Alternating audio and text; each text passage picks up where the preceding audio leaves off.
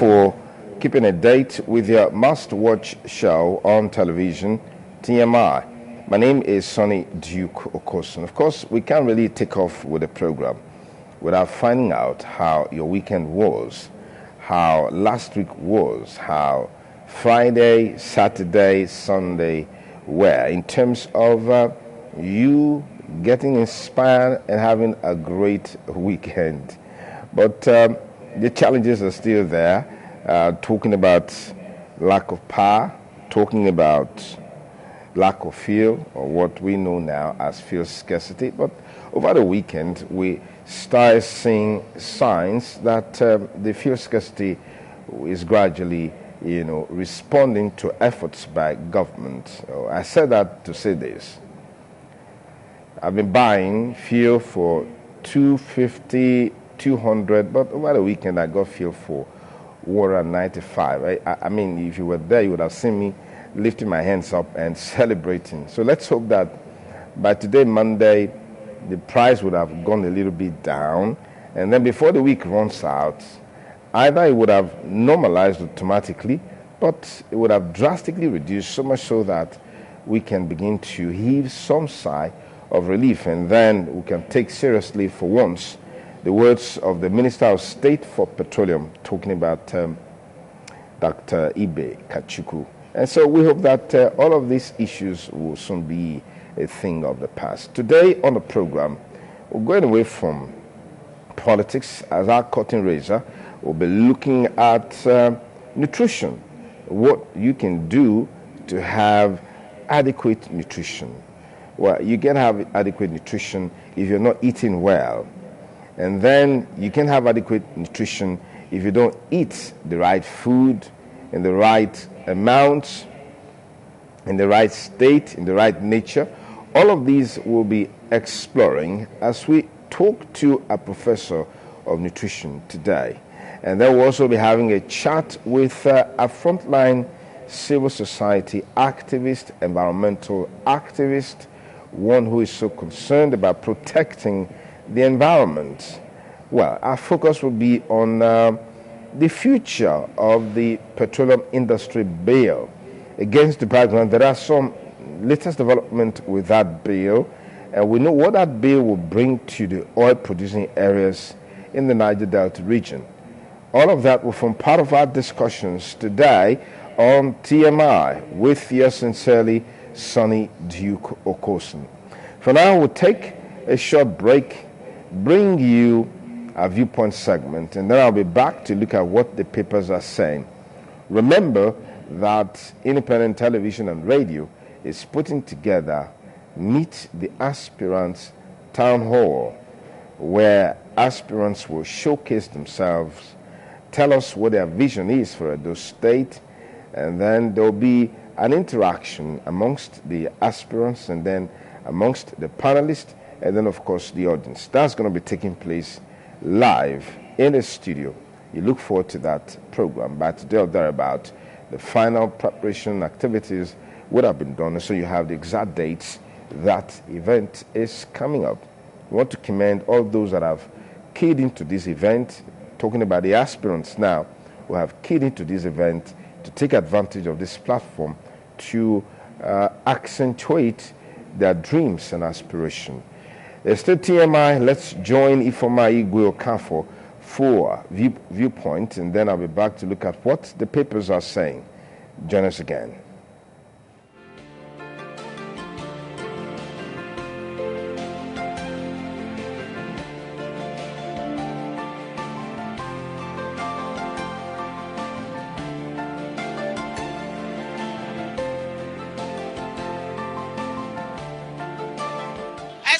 President Muhammadu Buhari jets off to China to borrow $2 billion to solve Nigeria's economic crisis.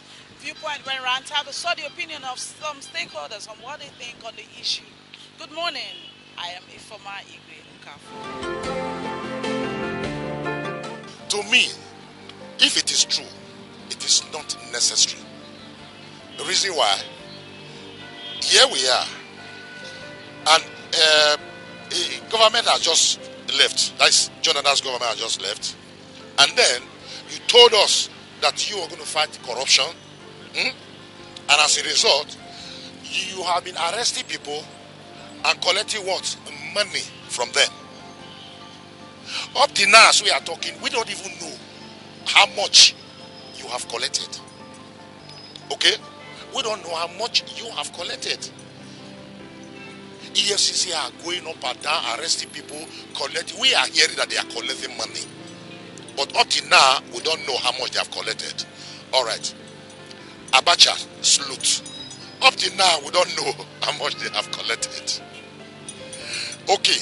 Are you telling me that there's no more what is called internal generating fund?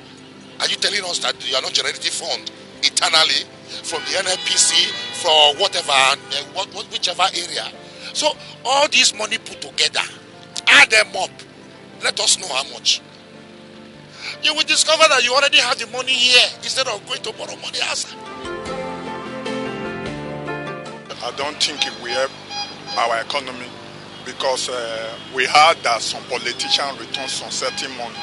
That money should be collected from them and use it to develop the country. Because if we continue to borrow, in the year to come, we will have more problem. Borrowing more money is not advisable. It's necessary. Even the past presidents have been borrowing money, and in order to improve and develop our economy. But if the borrowing will indeed improve the economy of Nigeria, why not? But if it will jeopardize it, there's no need for it. If the president had already gone to borrow, I would say it's a big disappointment. One, we've been told by this government that within the period they've been in power, they have been able to rake in the TSA over 3 trillion naira. So if that is true, I would urge the government to translate that money and add it to the budget. That will cushion our deficit instead of going to borrow, because this government and the previous one that had made a lot of borrowing, and these borrowings we are doing will over time be paid by the children that we are raising now. So I am not in support that the government should borrow. They should go into the TSA and bring in the 3 trillion they had raked in addition to the much they have talked about, the loot they have recovered. This money should not be shared by anybody. It should be applied back into the government so that the people of this country can feel a sign of relief of the government of the day. So I also want to add that this government that is in power should already begin to understand that people are feeling the pinch. This is not the change that we urge for, because what we've seen today is change from bad to worse. I urge this government to please sit down and look at the street. This government should not wait to wake up to find that on the streets of Nigerians there are dead bodies dying as a result of hunger, confusion. Because this government that is in power today, from what I have seen within this one period, I'm not a prophet of doom. They are not doing what I think they should be doing. They should ameliorate the sufferings of Nigeria. To borrow money to help our country is very necessary because our money not get value, and the economy is very bad. It's good that we go out to go and do our problem, because everybody is confused now. We don't know where we are going to. Why should we be borrowing? Why can't we look inward? We've been borrowing, we've been indebted to so many nations. So why? And the money, which one is going to be used for the appropriating? So the masses are going to bear the brunt. They continue borrowing from Genesis to Revelation, we've never seen anything tangible from it. So why are we borrowing? We should look inward to revamp our economy. We are indebted to so many nations. Our naira is not worth anything. So it's uncalled for. The president, if has any other means, he should go for it instead of borrowing from China again. No, we don't need it. Why can't we make do with what we have now? Because borrowing will attract interest, and again it will make the Nigerian money to go down again. So it's unnecessary. Let us bear it. We have been bearing it, and by God's grace we will stay true. To borrow 2 million naira from China, it's not a thing to be encouraged. I think I'm against it, and it's not favorable because this government talk about change. $2 billion US is not a small money. When you say you want to use said money to service the deficit in this recent budget, it's uncalled for. You see, it's very, very funny because as he raised this issue before Nigerians, through the House of Rep, even the Senate, who was supposed to go to the constituency and consult for such a decision is taken. I remember vividly, one night about 3 months ago, I don't know, it's Philippine, I don't remember, where I began an attempt for borrowing, they said bailout, borrowing money, bailout, interest free. The referendum they had, they said no, the president should not try it, they're not interested. This one is a loan which involves interest. Without consulting Nigerians, so Nigerians should rise against it. Nigerians should rise against it through their various representatives, those in the Senate and the House of Rep, to say no. This issue of impunity with the president should stop. Without consulting Nigerians, it takes Nigerians for a ride. The issue of fuel has not been solved. The country is now in another stage economically. He has not done that to run into China to borrow money. For what? And for what? So I think I'm against it. I'm not happy about the issue. The $2 billion loan to be borrowed from China by the federal government on low interest rates, according to the federal government, is to enable it to finance the deficit in the 2016 budget. Although stakeholders are of different views, such as Nigeria shouldn't borrow no matter the interest rate, as the country cannot keep borrowing. I am Ifeoma Igwe Okafor. Good morning.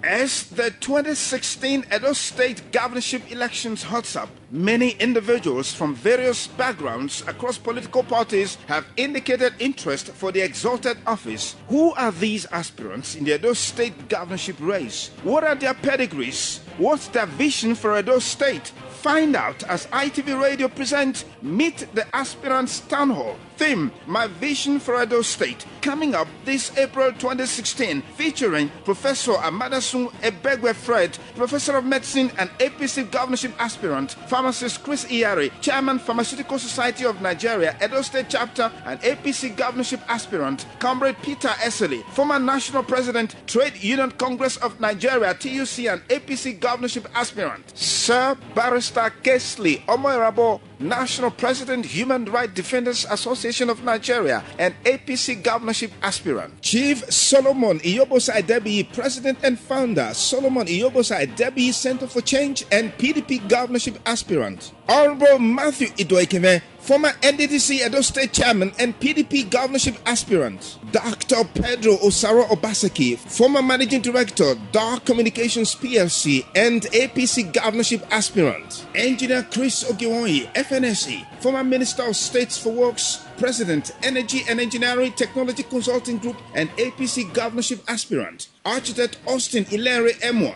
a development expert, neo-structural scholar and APC Governorship Aspirant. This event will also feature a special talk on Edo women and the 2016 governorship election by Princess Mrs. Philomena Okoje Ihenye, PDP South Zonal Secretary. This event is designed to help showcase aspirants for Edo State 2016 governorship seat, their vision for the state, and provide an opportunity for people to ask questions For more information on participation, please call this number 0704 216 3177. ITV Radio meet the Aspirant Town Hall for a credible 2016 Edo State governorship election.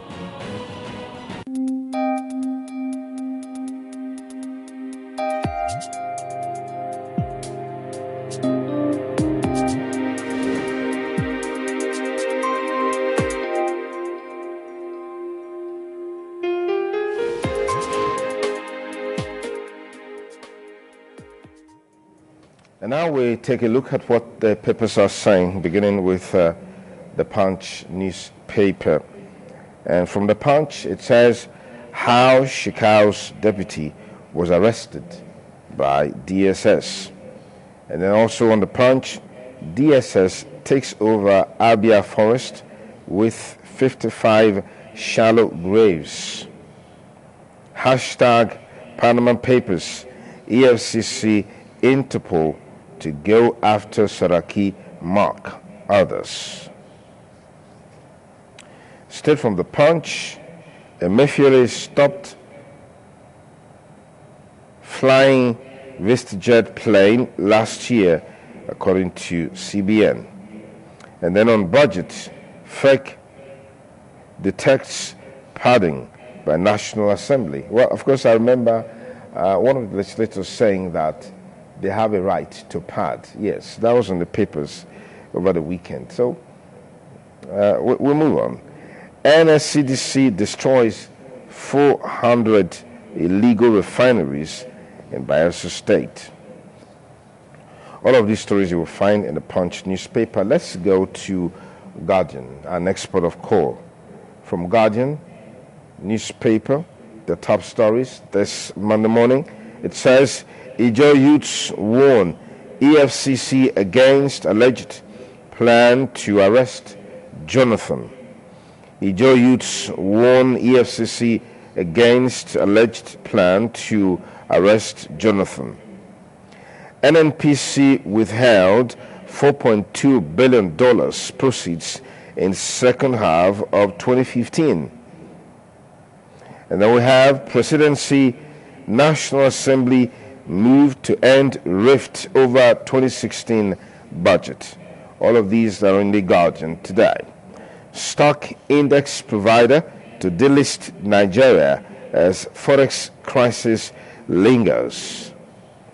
Nigeria tasks African leaders on loan affordability to farmers. If the farmers must increase their capacity to produce food, then we must enhance and improve their access to loans. And then the affordability of these loans also needs to be looked into critically. Why Africa must worry over Panama Papers by Thambo Mbeki. From Guardian, let's go to the Sun newspaper. The top stories from the Sun, lovely Monday morning. It says, Nigeria's debt hits 12 trillion naira. That's the Director General, Debt Management Office. On the Sun this morning, Nigeria's debt hit 12 trillion naira, DG Debt Management Office. Falana threatens to sue over loans. Who is he suing? Check out the Sun today. 2016 budget. Again, Buhari does NAS. And then finally, OPC threatens reprisal attack on Fulani herdsmen. Unilag may ban students' union. Why? Check it out on the Sun. Fuel scarcity, queues reduce. I told you so a while ago that the pangs of fuel scarcity will soon be a thing of the past if the signs that we're seeing are anything to go by. So maybe after all, Dr. Ibe Kachuku wasn't wrong in totality when he said by the 7th of April, fuel scarcity will disappear. Maybe what he actually meant is that fuel scarcity would reduce. I'm trying to help the brother. You know what I'm talking about. Okay, let's look at this one from the Sun. It says, alleged mass grave in Abia. Indigenous people of Biafra, Masob, angry with DSS. Strike. Doctors meet in Abuja. That's all from the few that we have on the papers review segment. We looked at the Punch. We looked at Guardian.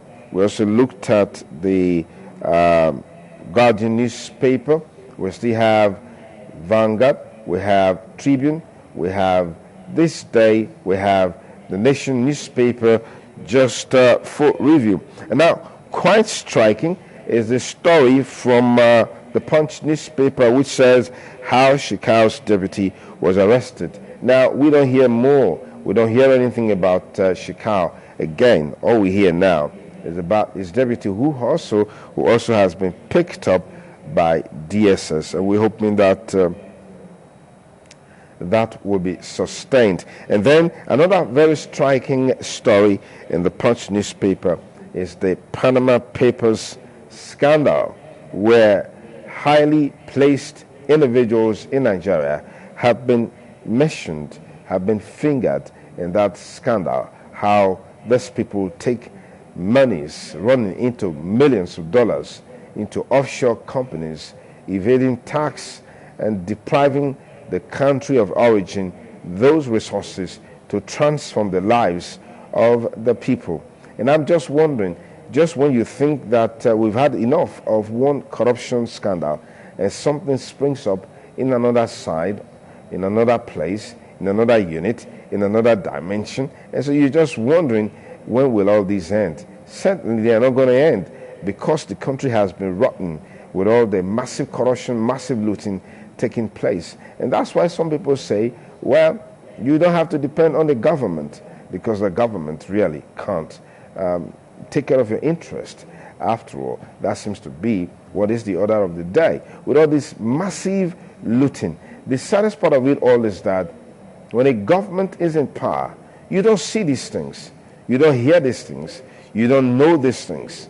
When that government leaves power, well, somebody else comes on board, probably from another party, and then the can of worms is opened, and then you're wondering.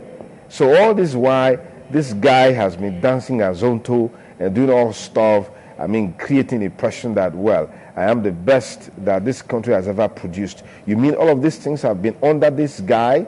It's sad, very sad. We just keep seeing some one-time looting, of the treasury, at different strata of government, but you don't get to see them, because when the man is in power, is in government, all of these things are shrouded in secrecy. Even sometimes, somehow, when there is a little slip, something comes out, they deny it absolutely. But somebody else comes on board and it starts opening up the books, and you start seeing things that you never thought possible. What a country. But, we keep praying. We have a responsibility to do that. The Bible admonishes us to do that. So we keep praying and hoping that the best will come forward.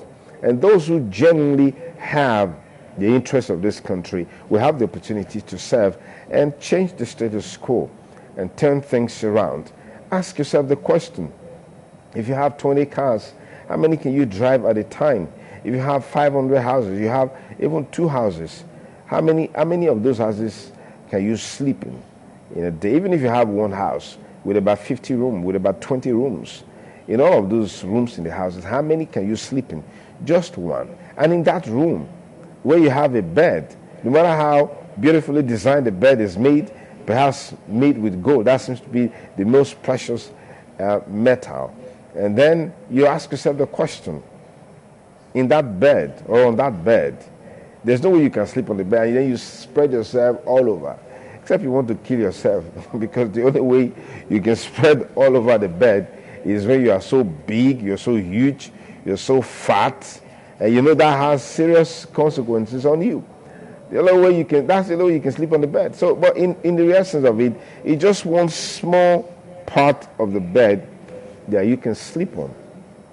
So, why this craze to acquire and amass so much wealth, whereas there are people out there suffering, living in abject poverty? What some analysts refer to as the poorest of the poor, They are there suffering because you have an opportunity to be in government. And then the money that was meant for the people, you siphon all of those monies to yourself. Where will you end up? You may be enjoying all of that now, but certainly you're not going to end up well. We'll take a short break, give it a promo on the Meet the Aspirant Town Hall with the title, My Vision for Edo State. And after that, then we'll be ready for the AM News. We'll look at more papers after the AM News. Join us again on TMI Lovely Monday morning. As the 2016 Edo State governorship elections hots up, many individuals from various backgrounds across political parties have indicated interest for the exalted office. Who are these aspirants in the Edo State governorship race? What are their pedigrees? What's their vision for Edo State? Find out as ITV Radio presents Meet the Aspirants Town Hall. Theme, My Vision for Edo State. Coming up this April 2016, featuring Professor Amadasun Ebegwe Fred, Professor of Medicine and APC Governorship Aspirant, Pharmacist Chris Iyari, Chairman Pharmaceutical Society of Nigeria, Edo State Chapter and APC Governorship Aspirant, Comrade Peter Eseli, former National President, Trade Union Congress of Nigeria, TUC and APC Governorship Aspirant, Sir Barrister Kesley Omoirabo, National President, Human Rights Defenders Association of Nigeria and APC Governorship Aspirant, Chief Solomon Iyobosa Adebiyi, President and Founder, Solomon Iyobosa Adebiyi Center for Change and PDP Governorship Aspirant, Honorable Matthew Idoikeme, former NDDC Edo State Chairman and PDP Governorship Aspirant, Dr. Pedro Osaro Obaseki, former Managing Director, Dark Communications PLC and APC Governorship Aspirant, Engineer Chris Ogiwonyi, FNSE, former Minister of States for Works, President, Energy and Engineering Technology Consulting Group and APC Governorship Aspirant, Architect Austin Ilere Emwa, a development expert, neo-structural scholar and APC Governorship Aspirant. This event will also feature a special talk on Edo women and the 2016 governorship election by Princess Mrs. Philomena Okoje Ihenye, PDP South Zonal Secretary. This event is designed to help showcase aspirants for Edo State 2016 governorship seat, their vision for the state, and provide an opportunity for people to ask questions. For more information on participation, please call this number 0704 216 3177. ITV Radio Meet the Aspirants Town Hall for a credible 2016 Edo State governorship election.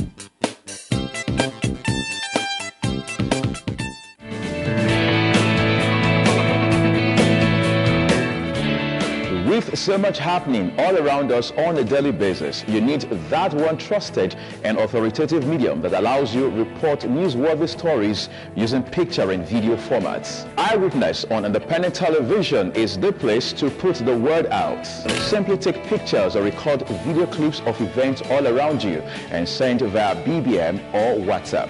Storytelling will never remain the same again. Watch Eyewitness on independent television every Thursday at 5:30 p.m. Eyewitness on independent television. Stories as they happen.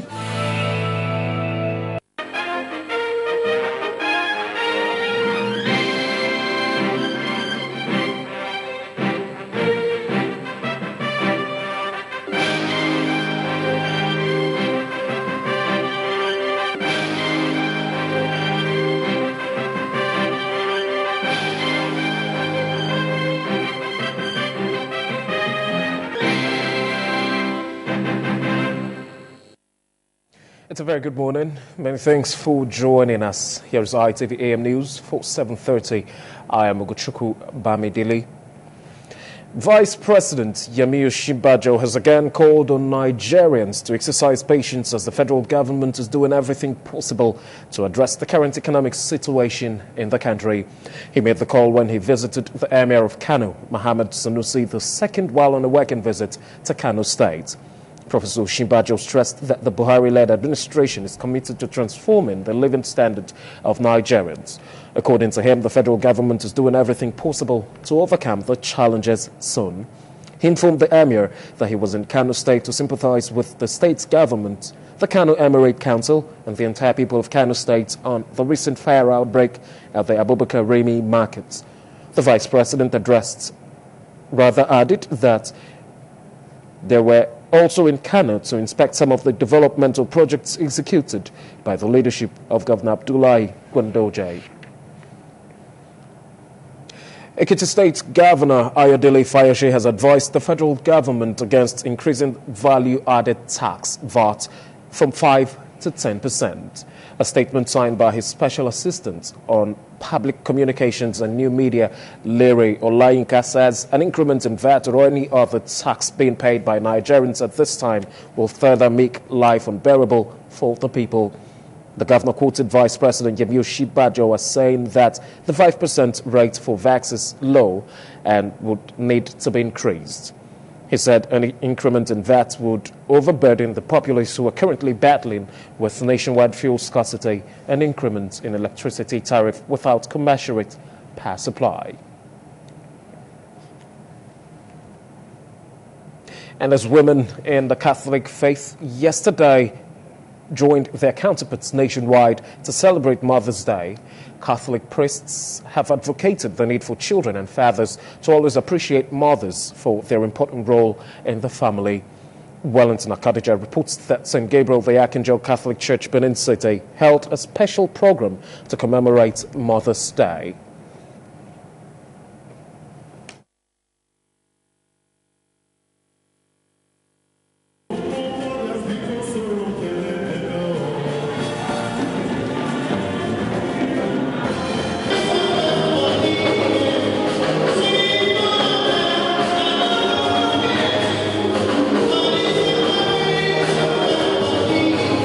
Mothers in a joyful mood at the various Catholic churches visited by the news crew as they commemorate Mother's Day.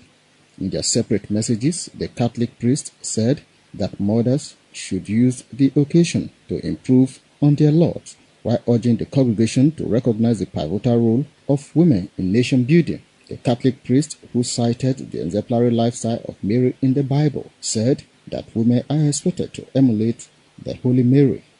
They should model their lives like that of Mary, who brought peace and unity to the family and harmony, who lived according to the will of God and His commandments.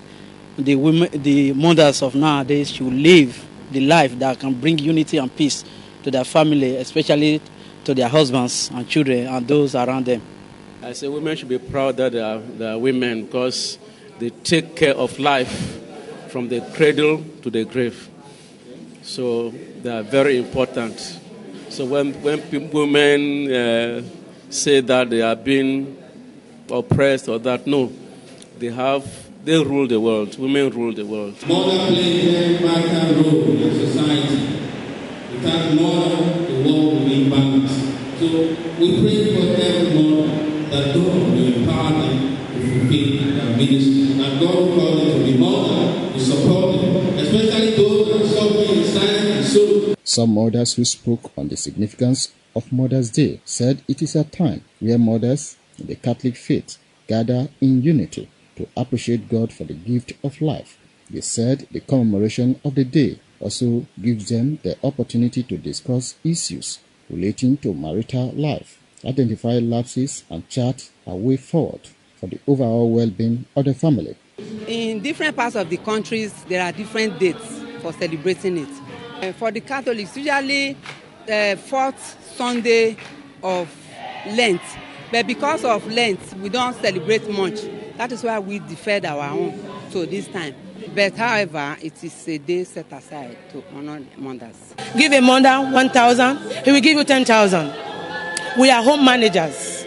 So having lived in another man's land, brought up in another environment, nurtured, then come up to join a man.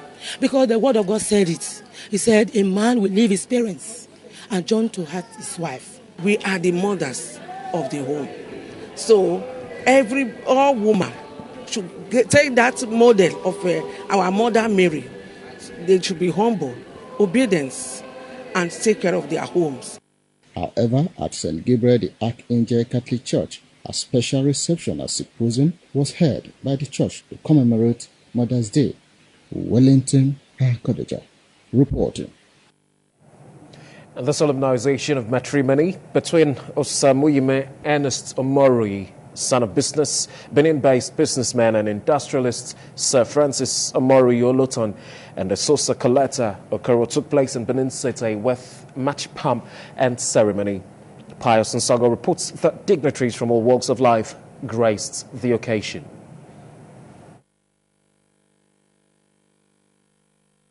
The reign of God to earth. I love him with all my heart. It's not the size of my love. It's just a token of my deepest affection. Mama, I love you. Esosa Coletta and Osamuyime Ernest saying I do to seal their love for each other as officiated by Pastor K. Benson Akigbe at Firm Foundation Ministry, Benin City. In an exhortation, Reverend Benson Akigbe II reminded couples that wives must accept the authority of their husbands and husbands must love their wives as written in the Holy Bible.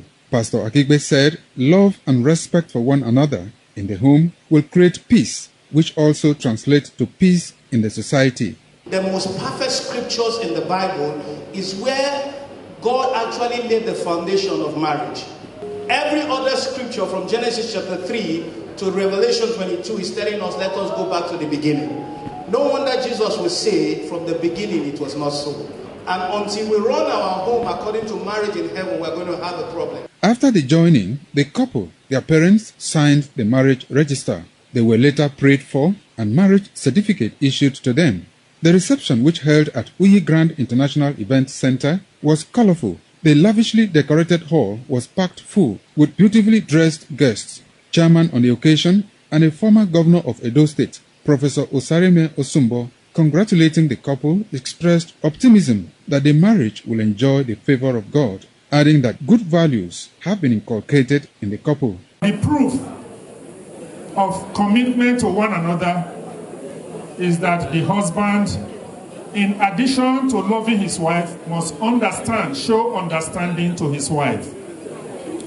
I used to always say that love is all that matters, but today I learned a new lesson, that in addition to love, you must show understanding to your wife.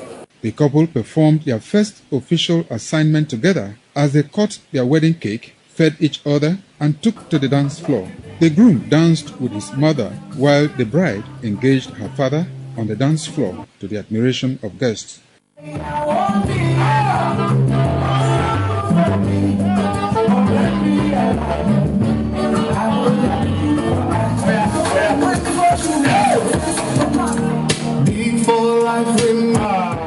Some guests who commented on the ceremony said it was the best organized they have attended in recent times. It's a very beautiful occasion. You can see how lavishly decorated this place is. It shows who the parents are. But we can only but just wish them well. I wish them well. They are going to start a new life. The foundation is built on Christ. What's important for them now is to continue to stay together all the time because it's very important. They should not allow a gap between them. The couple and their parents were full of gratitude to God for a successful ceremony. Awesome is the word. I feel very happy. Today is a very good day the Lord has made. So I will say I'm glad in it. Super excited. I'm happy. My husband is everything to me. He's my good friend. He's my confidant. He protects me. I can tell him everything. He can tell me everything. I am very happy and grateful to God because He has been so wonderful. God is faithful to His promise. He has always promised and He has never failed. It has been a successful marriage ceremony. We give all the glory to God. We thank all our friends, families who have come from all over the world to be part of this ceremony. I am grateful to God Almighty for His mercies upon my life. As young as I am not a mother-in-law. I am giving God the glory for it. The event was attended by several dignitaries across the country, including the academia and the business community. Pius Musogo reporting. You're watching ITV AM News. We'll take a pause for some commercials. When we return, more stories to come your way. Do stay tuned.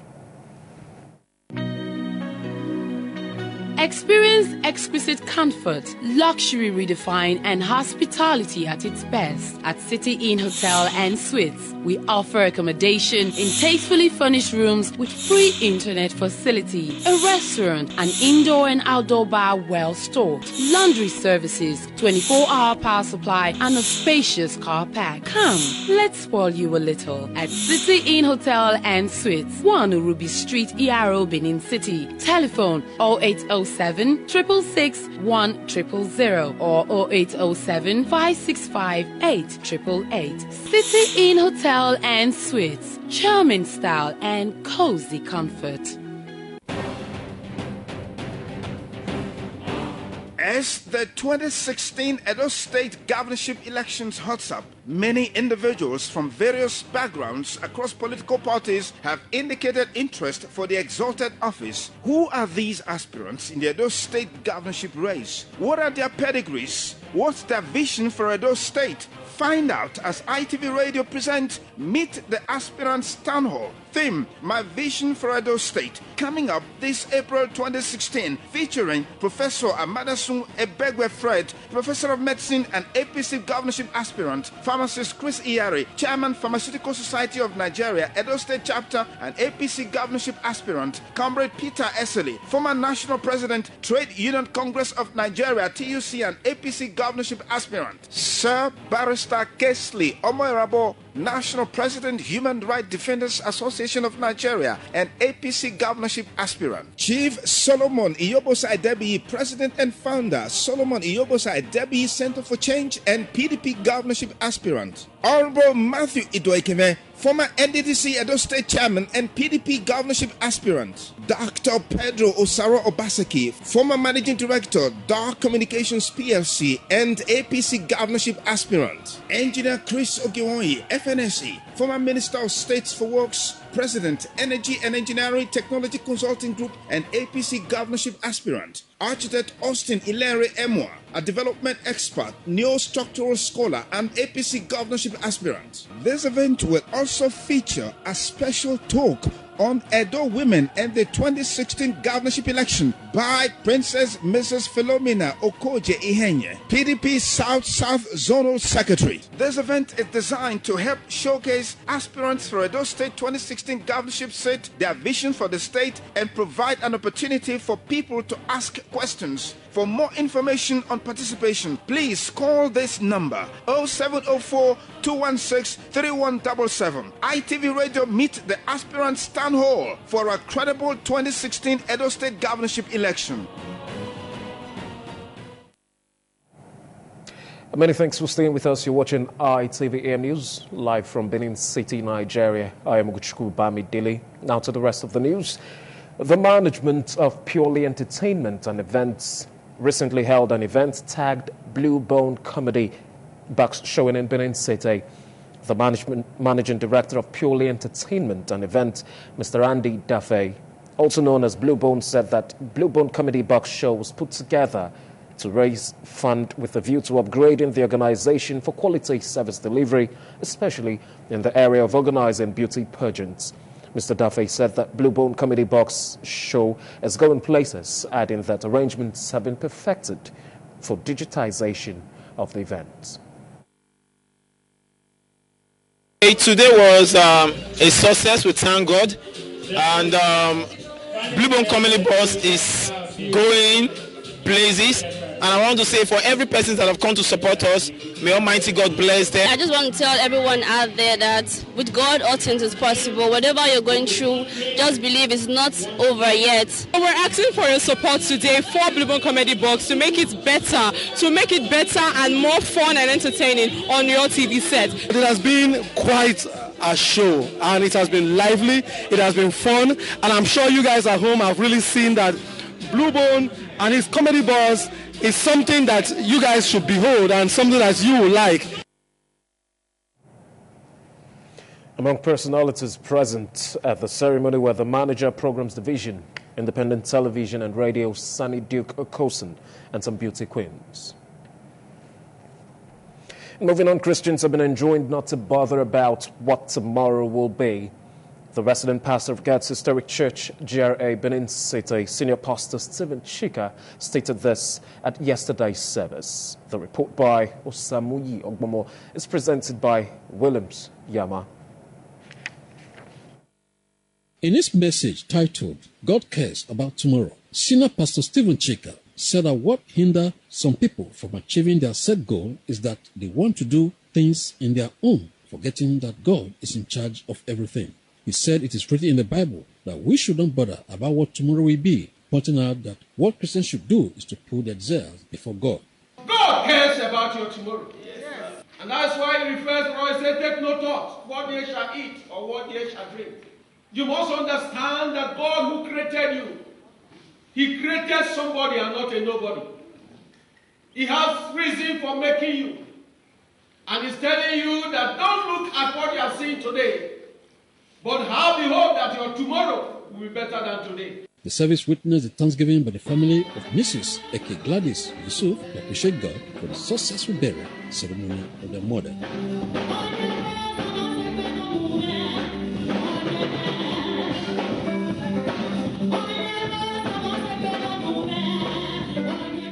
The choir rendered melodious songs to glorify God. William Siama reporting.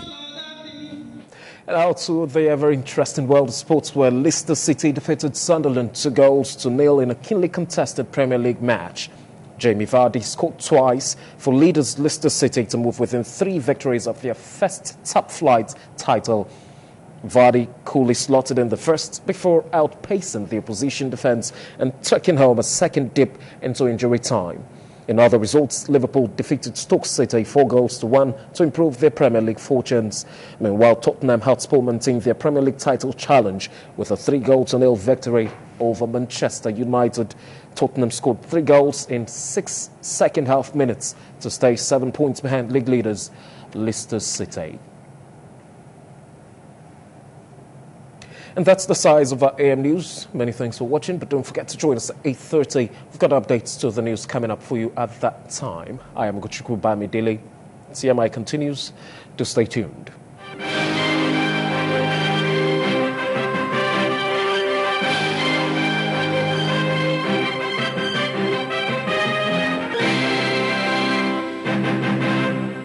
Independent television, certainly the best.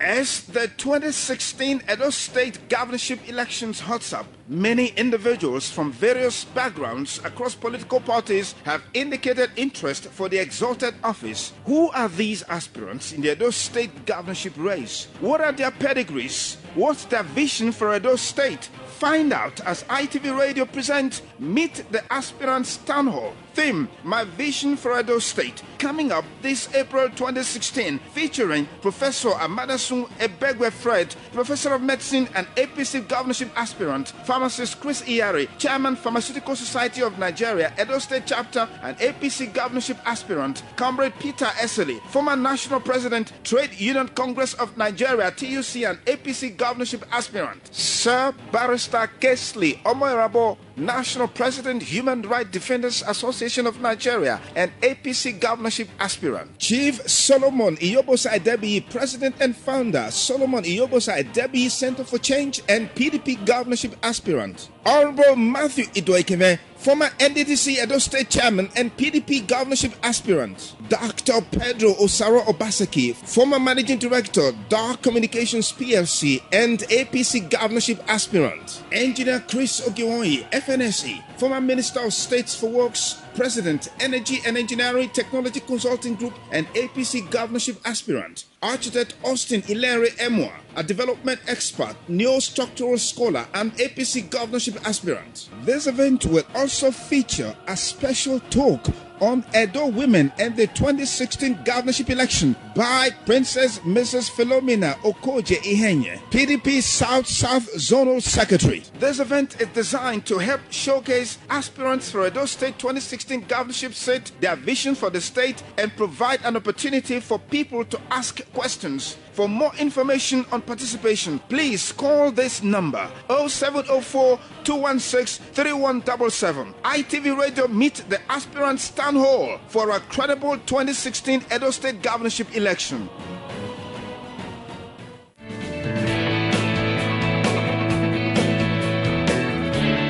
With so much happening all around us on a daily basis, you need that one trusted and authoritative medium that allows you to report newsworthy stories using picture and video formats. Eyewitness on independent television is the place to put the word out. Simply take pictures or record video clips of events all around you and send via BBM or WhatsApp. Storytelling will never remain the same again. Watch Eyewitness on independent television every Thursday at 5:30 p.m. Eyewitness on independent television. Stories as they happen. The world is a global village. And that's because information travels beyond boundaries. And on This Morning on ITV, we guarantee unbiased analysis on topical issues that will educate you, entertain you. So join us. Join us. Join us. Join us. Join us. Join us. Every Sunday to Thursday, 7 a.m. to 10 a.m. on your ultimate news and current affairs program on television. This Morning on ITV TMI. Join us.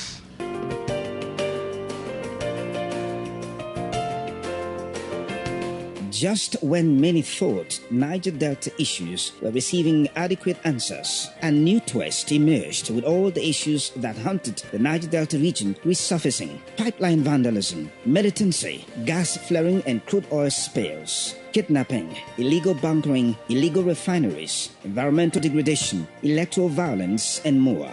Proffering solutions to these myriad problems requires in-depth analysis from the experts. Hear the experts on Niger Delta issues and answers, back on independent television every Tuesday at 11:30 a.m. Niger Delta issues and answers, powered by Anij.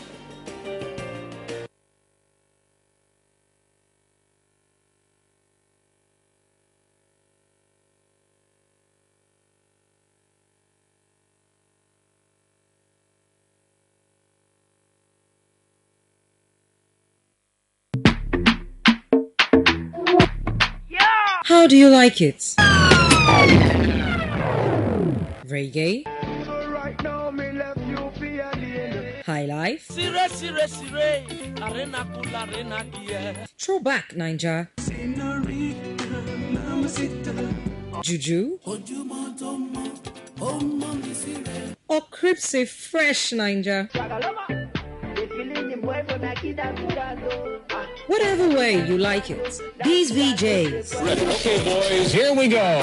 Don General, Fasodo, Sydney Shoka, Hillary, and Kuala Wole are ready to serve you. I know you're gonna dig this. While having lunch.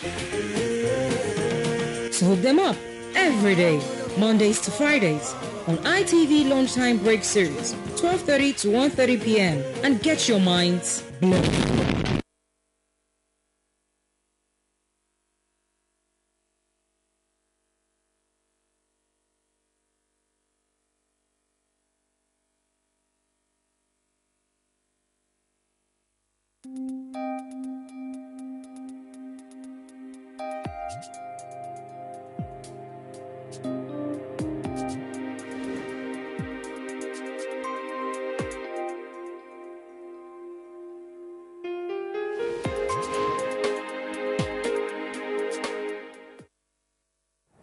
All right, we conclude the papers review segment of the show, TMI, as we go straight to this day newspaper. It says, Adeosun upholds plan to reset economy.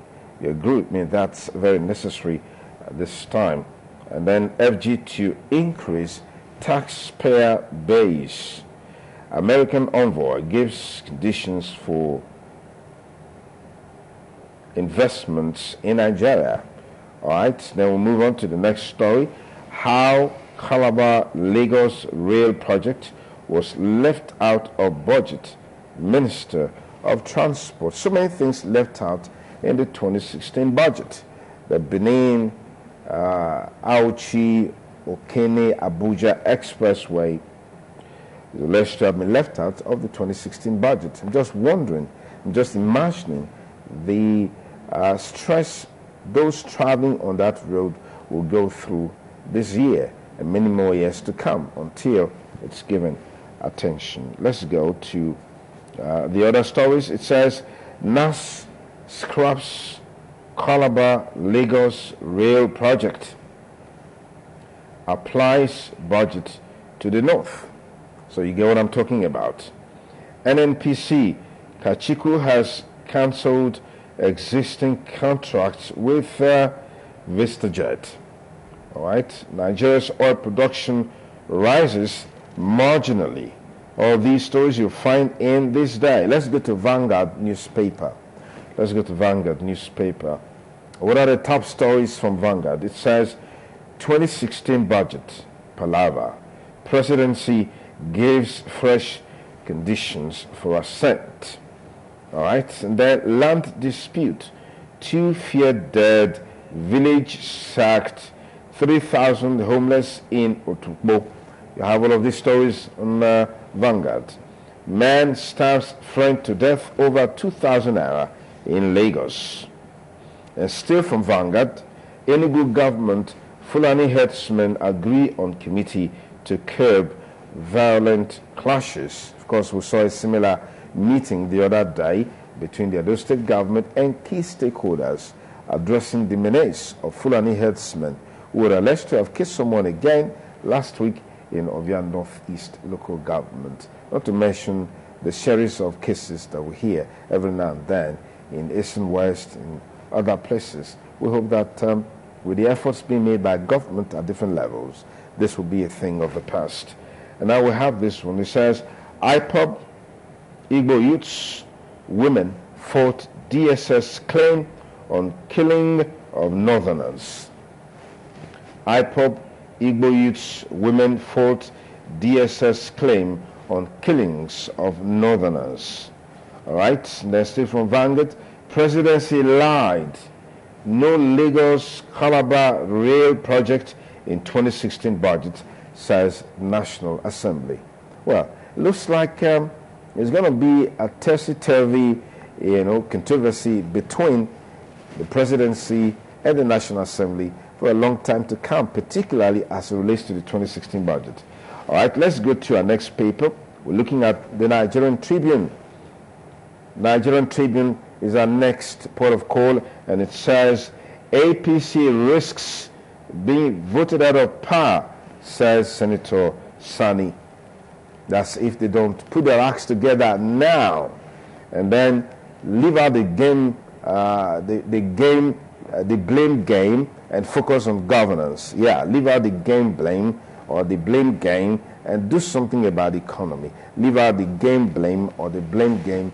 Do something about availability of power and, of course, fuel. And then, of course, they can have their position secured. Nigerians are getting wiser by the day, whether we like it or not. Okay, then we have FG releases petrol to independent marketers. I'm sure the reason why things are turning around now. And then straight from Tribune, evangelist Dr. Ebenezer Obey clocks 74.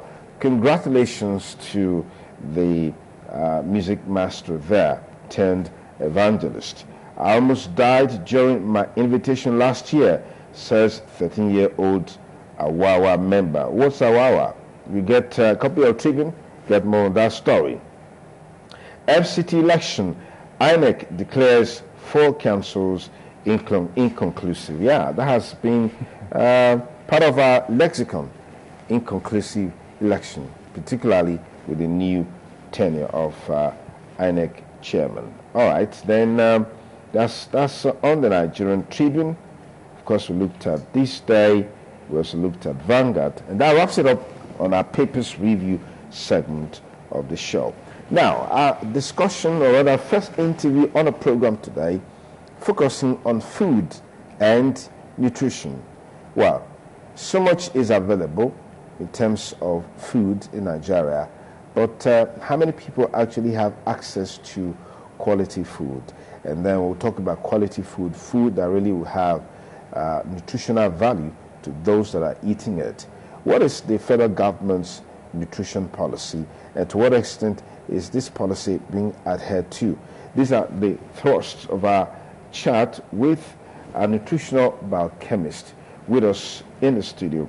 I'd like to welcome very specially nutritional biochemist and former dean, former director of academic planning, former head of department biochemistry.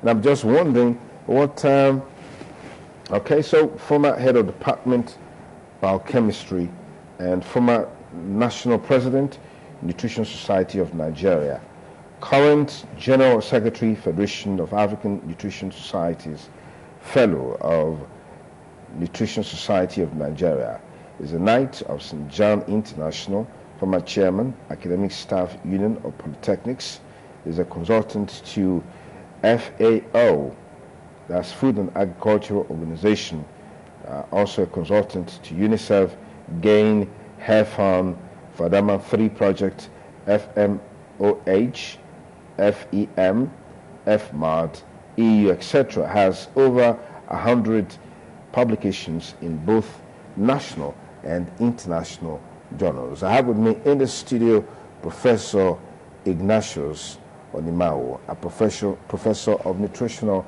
biochemistry from my alma mater, Ambrose Ali University, AAU Ekpoma. Prof, many thanks for joining me on TMI this beautiful Monday morning. Yeah, thank you very much. How are you doing? Fine. Okay. All right, let's look at people say Nigeria is blessed with abundant resources. That includes food. Yeah. If that is true, how come not very many people or not everyone has access to quality food? Well, thank you very much. It's a paradox. Nigeria is blessed. Food is quite available in the market. I'm sure if you go to any market in Edo State or anywhere in Nigeria, you find food. But the issue is the food is not accessible to those who actually need it. And that is because of so many factors, one of which is poverty. Now, if you are poor, even if the food is available in the market, you cannot afford it, and therefore you suffer from malnutrition. And again, in Nigeria, we don't have enough storage facilities, that during the period of harvest, a lot of food is wasted. So because we don't process most of our foods and we don't store them with enough facilities, you now have what we call the harvest seasons and the hunger seasons in Nigeria. And so during the harvest season, where foods are quite available in villages and in local markets, the prices appear to be good for everybody. But thereafter, because there's no proper storage, no proper processing into lasting products, then the prices begin to rise. And a lot of people take advantage of that. They buy the food while it is surplus, and they store them in warehouses, and during the time of scarcity, they begin to bring them out in few quantities and begin to increase the prices. That is why. And moreover, another point is that even when, because malnutrition is not just for food being available, some people have the wherewithal, they have the ability to buy the food, and yet they are still malnourished. A very good example is a state like Benue State. It's called the food basket of the nation. If you go to Benue State, you drive from, say, Makodi down to Otukpo, or even if you go to Kasinala, along the road you see a lot of food, fruits and vegetables and all that, but they don't eat it. So for them, food, and in many parts of Nigeria, pounded yam, rice is what they regard as food. They don't regard vegetables and fruits as food. And so that's why we have a high level of malnutrition in Nigeria. In fact, malnutrition in Nigeria is so high to the extent that our children under 5 years, in fact, up to 37% of them are stunted. They are stunted? Stunted. In growth? Yes, that means they are too short for their age. And that is quite high, and it's about the highest, second highest in Africa. And if you look at because of all this, the mortality, the under 5 mortality in Nigeria is now 128 out of 1,000 live births. What that means is that if, for instance, 1,000 women deliver today, before their children get to the age of 5 years, 128 would have died.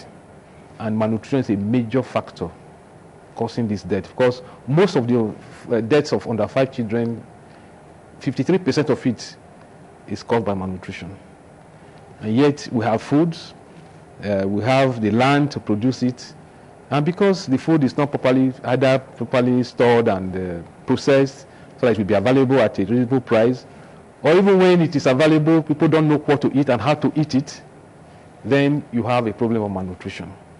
Okay. One would then ask, with this kind of challenge with under 5 deaths, under 5 malnutrition, so much food available, yet people are still malnourished. Yes. You're wondering, what is government's policy, federal government's policy in tackling this issue? Yes, in 1999, when the statistics first came on board, the government of Nigeria set up a body to formulate a policy, and I was lucky to be part of the people that drew that policy. The policy was good. Of course, you know that in Nigeria we have a lot of policies, which are very good.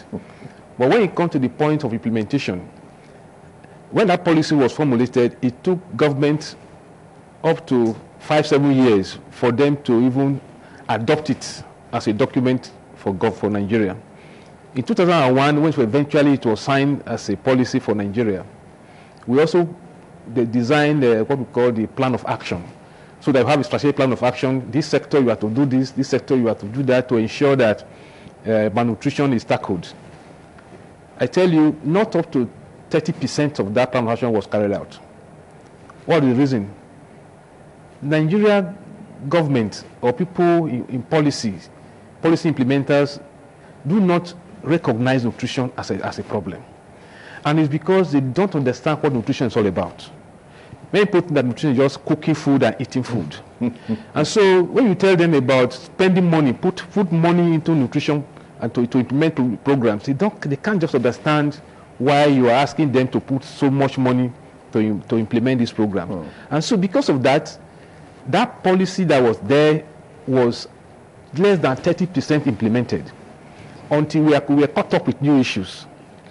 Now, we are a little bit lucky down south that we don't see what we call severe acute malnutrition, what we used to call marasmus and kwashiorkor in those days.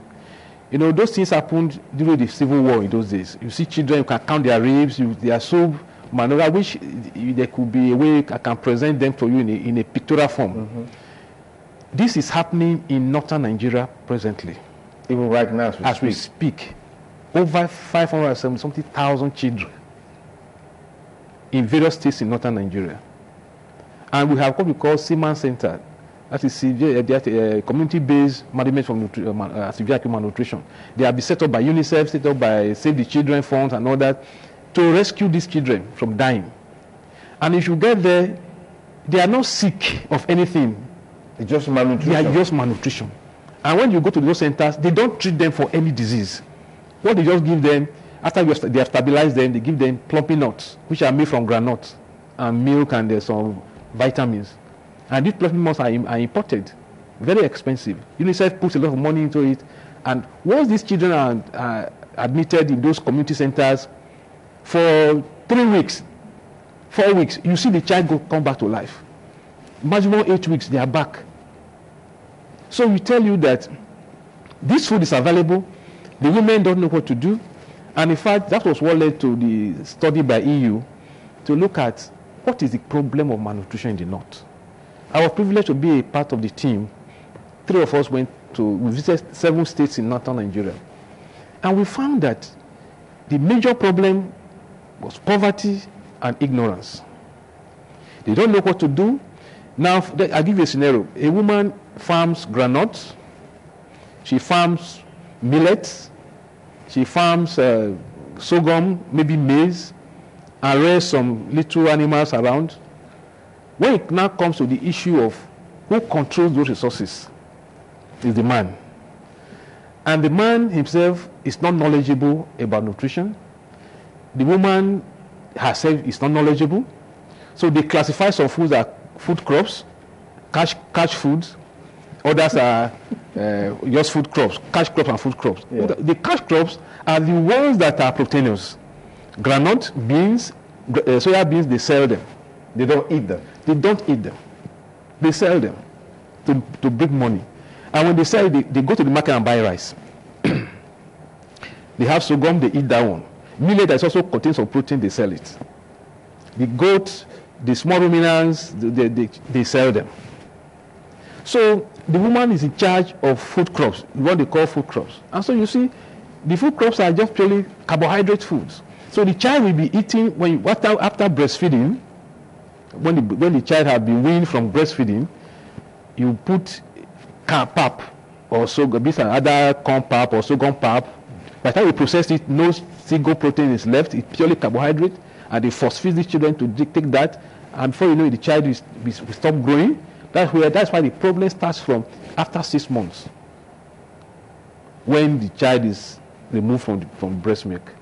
And again, many Nigerian women do not breastfeed exclusively for 6 months. The reason best not to them. We've done that. We've done a lot of education and all that. And with exclusive breastfeeding, you can save the life of so many children. That under 5 mortality I'm talking about, we were able to address it. Initially, it was 210 per 1,000 live births. Okay. As at 1999. Okay. So that's the only area the policy assisted.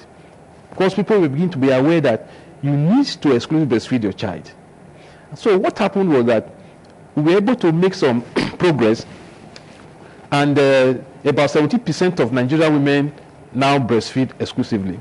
But the recent survey that was done in 2014, although it's not the NDHS survey, showed that about 25% of Nigerian women now breastfeed exclusively. What does it really mean? That is, you breastfeed the child for 6 months only of breast milk, no water, nothing. But is that possible? It is. Because, you need to situate it with the current economic situation. Yes, the man is working. Yes, the wife is working. Yes. After delivery, maybe the woman has probably about 3 months, before she resumes. Yes. So how possible? How feasible is that? Yes. Let me give you a scenario. Most of our women are not office workers. They are either farmers or traders or one thing or the other. That's the truth of the matter. Those who are producers of these children we're talking about, they are not the ones who say, okay, because I was going to the office, that's why I could not breastfeed. Yes. And even if you are an office worker, that does not stop you, because the breast milk is such that God made it so perfect that without even putting it in the fridge, it is safe for 8 hours. It's uncontaminated for 8 hours. For 8 hours, it is safe. It is safe. If you put it in the fridge, ordinary fridge or freezer, for 24 hours, it is safe. So you can even express your breast milk.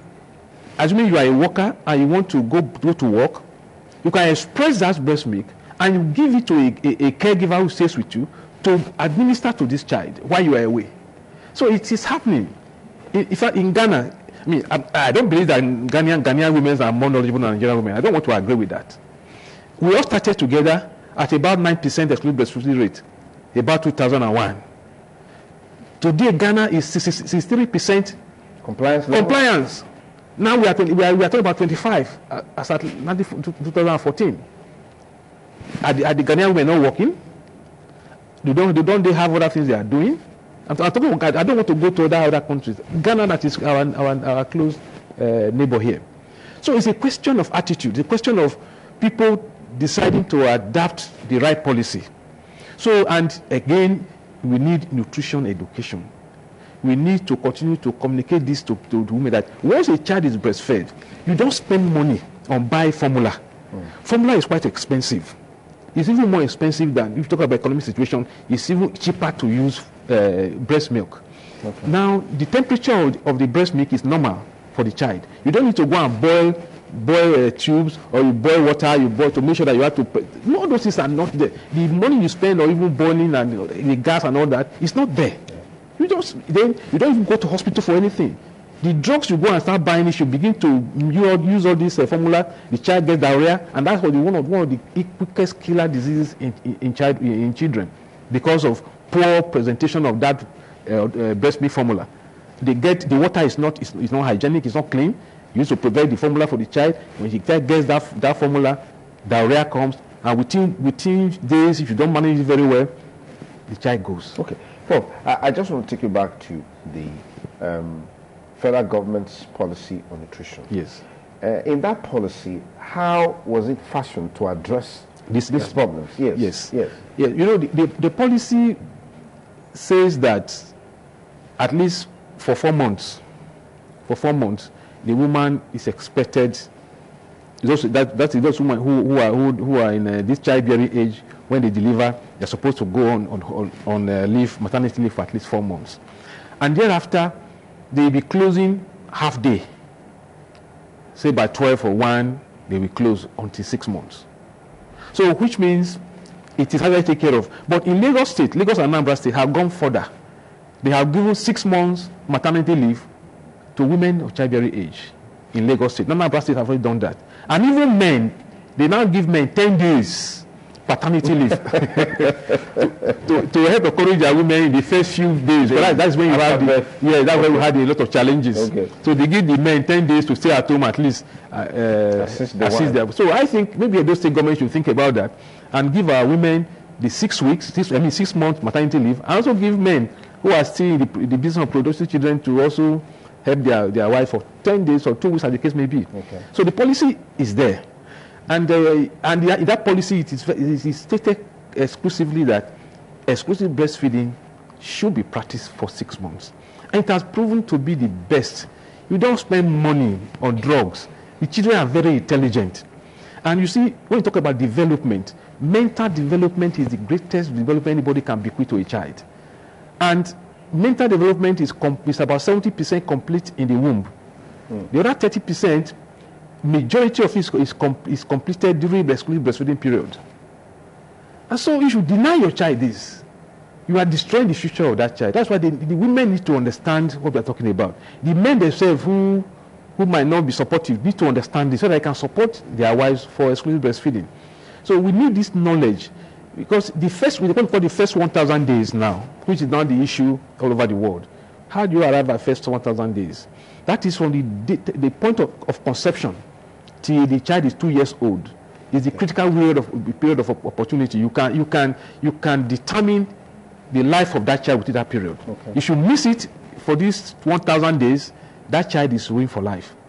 That is why, right from pregnancy, the woman should be taken care of to eat nutritious food. You must eat all kinds of good food, protein, vegetables, and fruits, so that the child will be well developed inside mentally until he or she comes out at the point of delivering. Okay. We talked so much about child nutrition. Yes.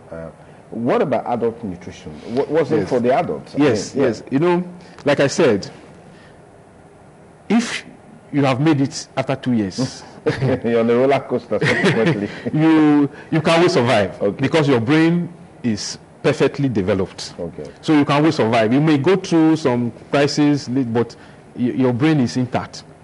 But for the adult, we have a new problem. And again, if you can link it to the first 100 days, if you are poorly nourished in your mother's womb, you are likely to be given birth to low birth weight. Your birth weight will be low. When it is low, it means some of the organs of that child are not as abnormal. The heart size will be smaller than normal. The pancreas will be smaller than normal. The liver will be smaller than normal, and all that. What are the implications? When this child becomes an adult, we're coming to adult nutrition now, those organs that were not properly developed because of malnutrition utero, that is inside the womb, will now begin to manifest. That's why you now begin to have high rate of diabetes. Because when the pancreas is subnormal, it means that insulin production of that pancreas will be low. Then you have a higher level of insulin sensitivity to glucose. So when that person begins to eat a lot of carbohydrate foods and they are converted to sugar, diabetes will come up. And this problem is traceable to nutrition of the mother while the child was inside the womb, because of the subnormal development of those organs. So we have now those who don't have that kind of problem, because they have some resources to throw around, they begin to overfeed themselves, then overweight begins to come, then overweight and obesity. You know, NCDs are on the increase now. NCDs, I'm talking about non-communicable diseases. Okay. Yeah, this heart disease, cancer. You know, this day here of cancer. Cancer was not so common in Nigeria in those days, but now it's so common, and it has to do with our lifestyle. So people who are dying of cancer, many of them are people who have the wherewithal. They've ate the wrong foods over time. All these highly processed foods, all these red meats, and all things of that nature, they have eaten there so much that's why recently the WHO said that red meat and processed meat is #1 causation of cancer. So for the adult, we have to be mindful of what we eat. When we eat all these foods, we must make sure that they are well balanced in such a way that the micronutrients which come from vegetables and fruits are there. Okay. Let me give you an example. Suya, for instance. Suya is red meat. It is processed. And if you eat it ordinarily without onions or cabbage, and you do it on a continuous basis, you are taking a risk.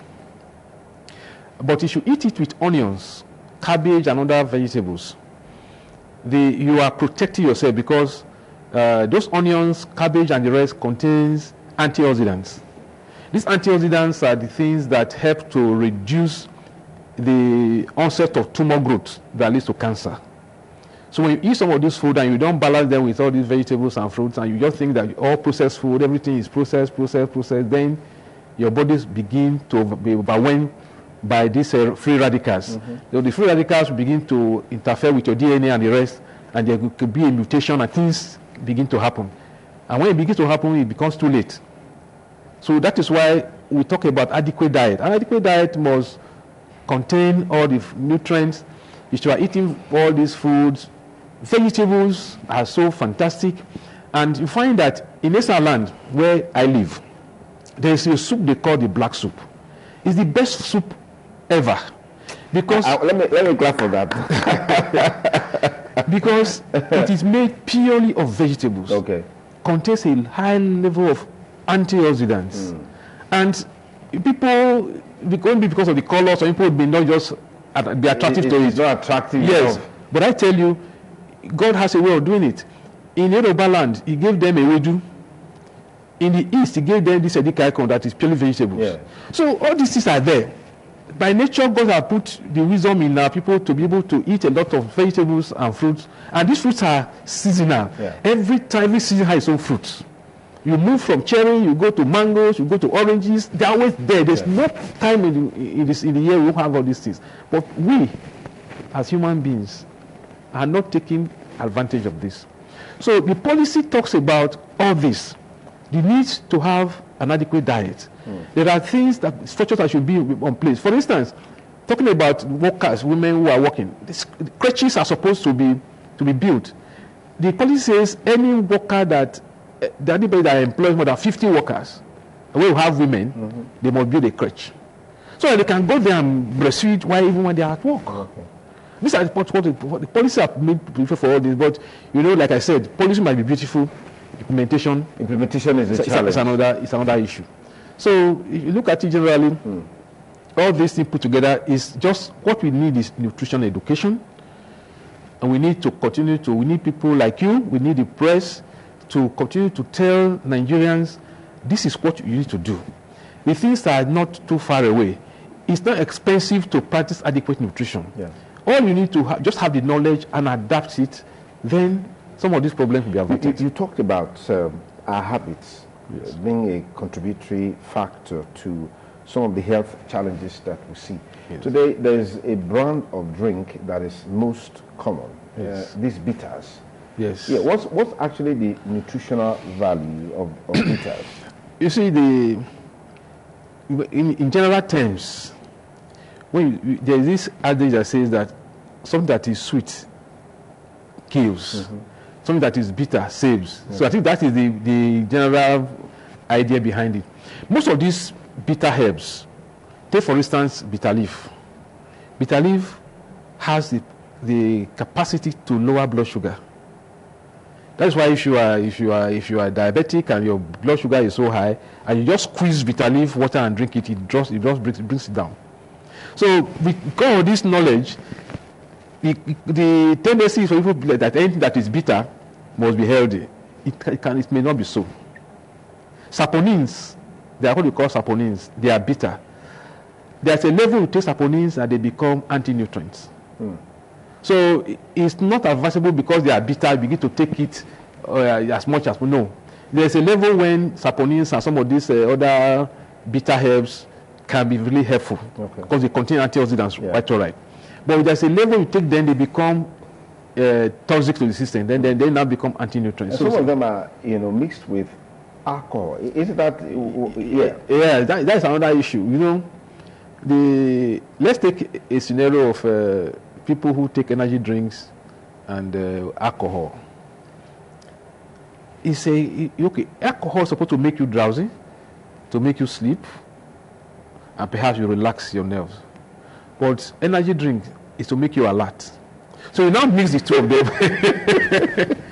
So it's the same thing that the bitter herbs are supposed to help you, to help you fight some of these problems. And alcohol can even create the same problem you're asking the bitter leaf to fight. So at the end of the day, they become counterproductive. Exactly. So all right, the more you take, the worse for you.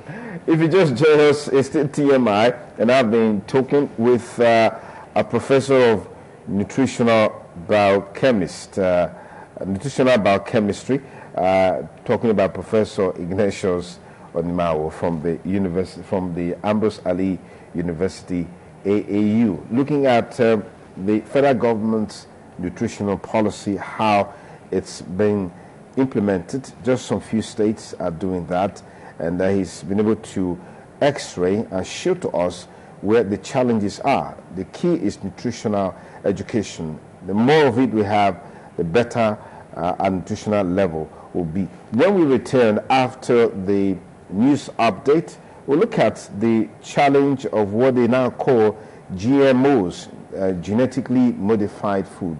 They are here with us already, and we're eating it every day.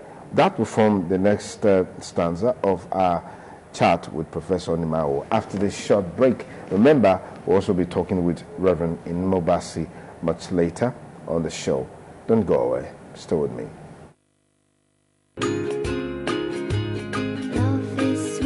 Can your milk do this?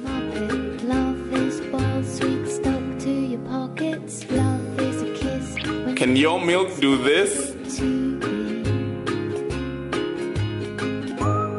Can your milk do this? Mine can. With Hollandia evaporated milk, your cereals, smoothies, and variation of beverages taste pleasantly different. Hollandia evaporated milk. Life tastes different. House of Chi. Did you know with Hollandia evaporated milk, you get a whole lot more? You get 25% more milk than 170 grams. Go for more. Go for Hollandia evaporated milk, 215 grams pack. Hollandia evaporated milk, 25% more, same price. House of Chi.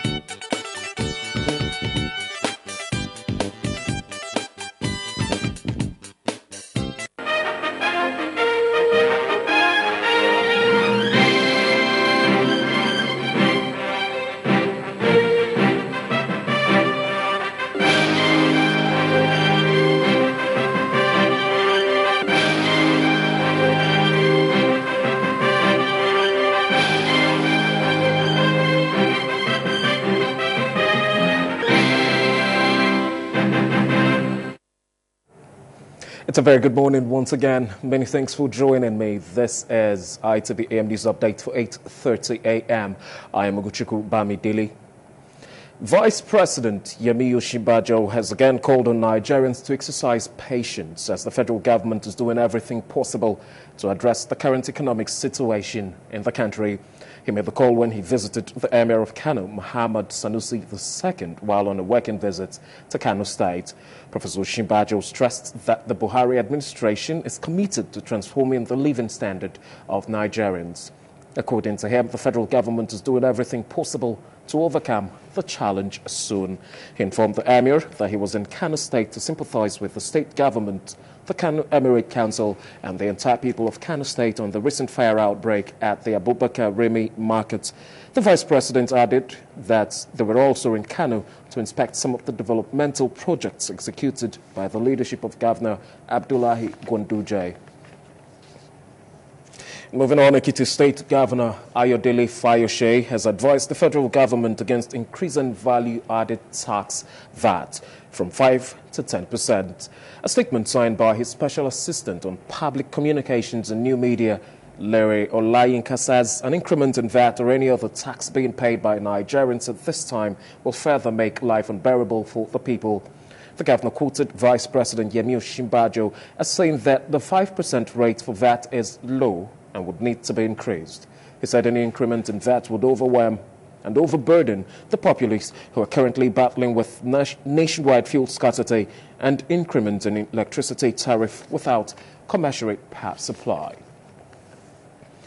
And as women in the Catholic faith joined their counterparts nationwide to celebrate Mother's Day, Catholic priests have advocated the need for children and fathers to always appreciate mothers for their important role in the family.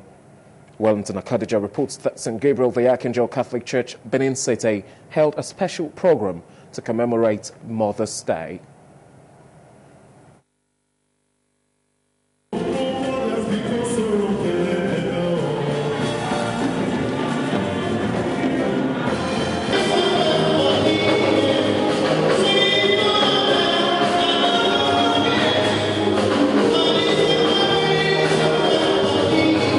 Mothers in a joyful mood at the various Catholic churches visited by the news crew as they commemorate Mother's Day.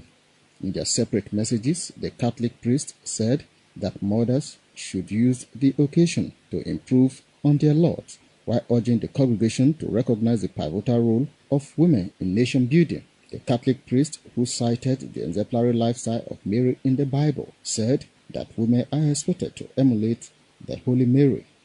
They should model like that of Mary, who brought peace and unity to the family and harmony, who lived according to the will of God and His commandments.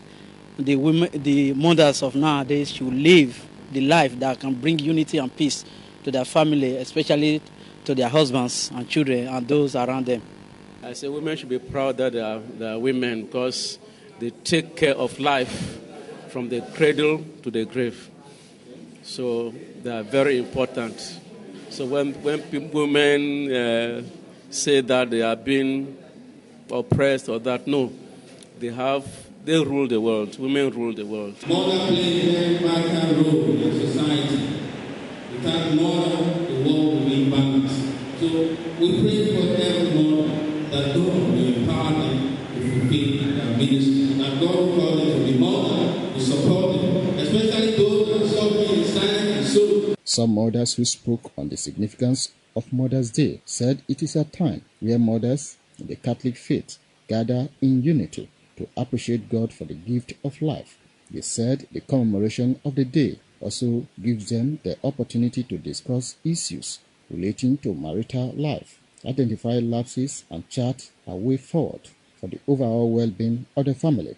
In different parts of the countries, there are different dates for celebrating it. For the Catholics, usually the fourth Sunday of Lent. But because of Lent, we don't celebrate much. That is why we deferred our own to this time. But however, it is a day set aside to honor mothers. Give a mother 1,000, he will give you 10,000.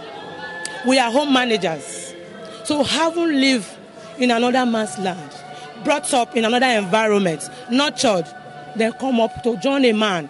Because the word of God said it. He said, a man will leave his parents and join to his wife. We are the mothers of the home. So all woman should take that model of our mother Mary. They should be humble, obedience, and take care of their homes. However, at St. Gabriel the Archangel Catholic Church, a special reception and symposium was held by the church to commemorate Mother's Day. Wellington College. That's the size of a package on the news updates for this time. Don't forget to join me at 9:30. I've got more news updates coming up for you at that time. The discussion on nutrition and TMI continues after this time out. Do stay tuned. Good morning.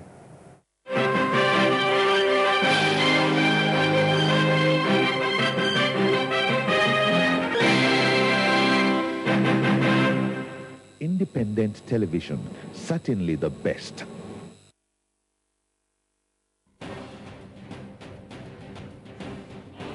As the 2016 Edo State governorship elections hots up, many individuals from various backgrounds across political parties have indicated interest for the exalted office. Who are these aspirants in the Edo State governorship race? What are their pedigrees? What's their vision for Edo State? Find out as ITV Radio presents Meet the Aspirants Town Hall. Theme, My Vision for Edo State. Coming up this April 2016, featuring Professor Amadasun Ebegwe Fred, Professor of Medicine and APC Governorship Aspirant, Pharmacist Chris Iyari, Chairman Pharmaceutical Society of Nigeria, Edo State Chapter and APC Governorship Aspirant, Comrade Peter Eseli, former National President, Trade Union Congress of Nigeria, TUC and APC Governorship Aspirant, Sir Barrister Kesley Omoirabo, National President, Human Rights Defenders Association of Nigeria and APC Governorship Aspirant, Chief Solomon Iyobosa Adebi, President and Founder, Solomon Iyobosa Adebi Center for Change and PDP Governorship Aspirant, Honorable Matthew Idoikeme, former NDDC Edo State Chairman and PDP Governorship Aspirant, Dr. Pedro Osaro Obaseki, former Managing Director, Dark Communications PLC and APC Governorship Aspirant, Engineer Chris Ogiwonyi, FNSE, former Minister of States for Works, President, Energy and Engineering Technology Consulting Group and APC Governorship Aspirant, Architect Austin Ilere Emwa,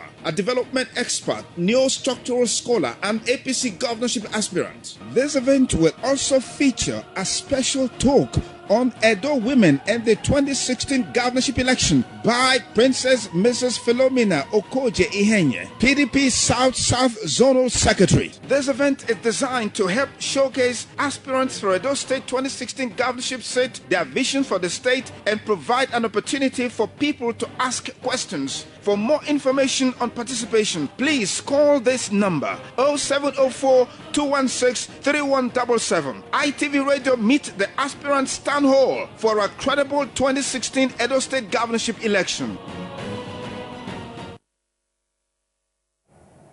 Thanks again for rejoining us on the program TMI. Lovely Monday morning. Say hi with me in the studio, Professor Ignatius Ndimawo. Prof, many thanks again for joining us on TMI. Yeah, thank you. Okay, I said before the break that when we return, we'll quickly wrap up the discussion on the advent of GMO foods, genetically modified food. What is this about, and why is there so much hue and cry about it?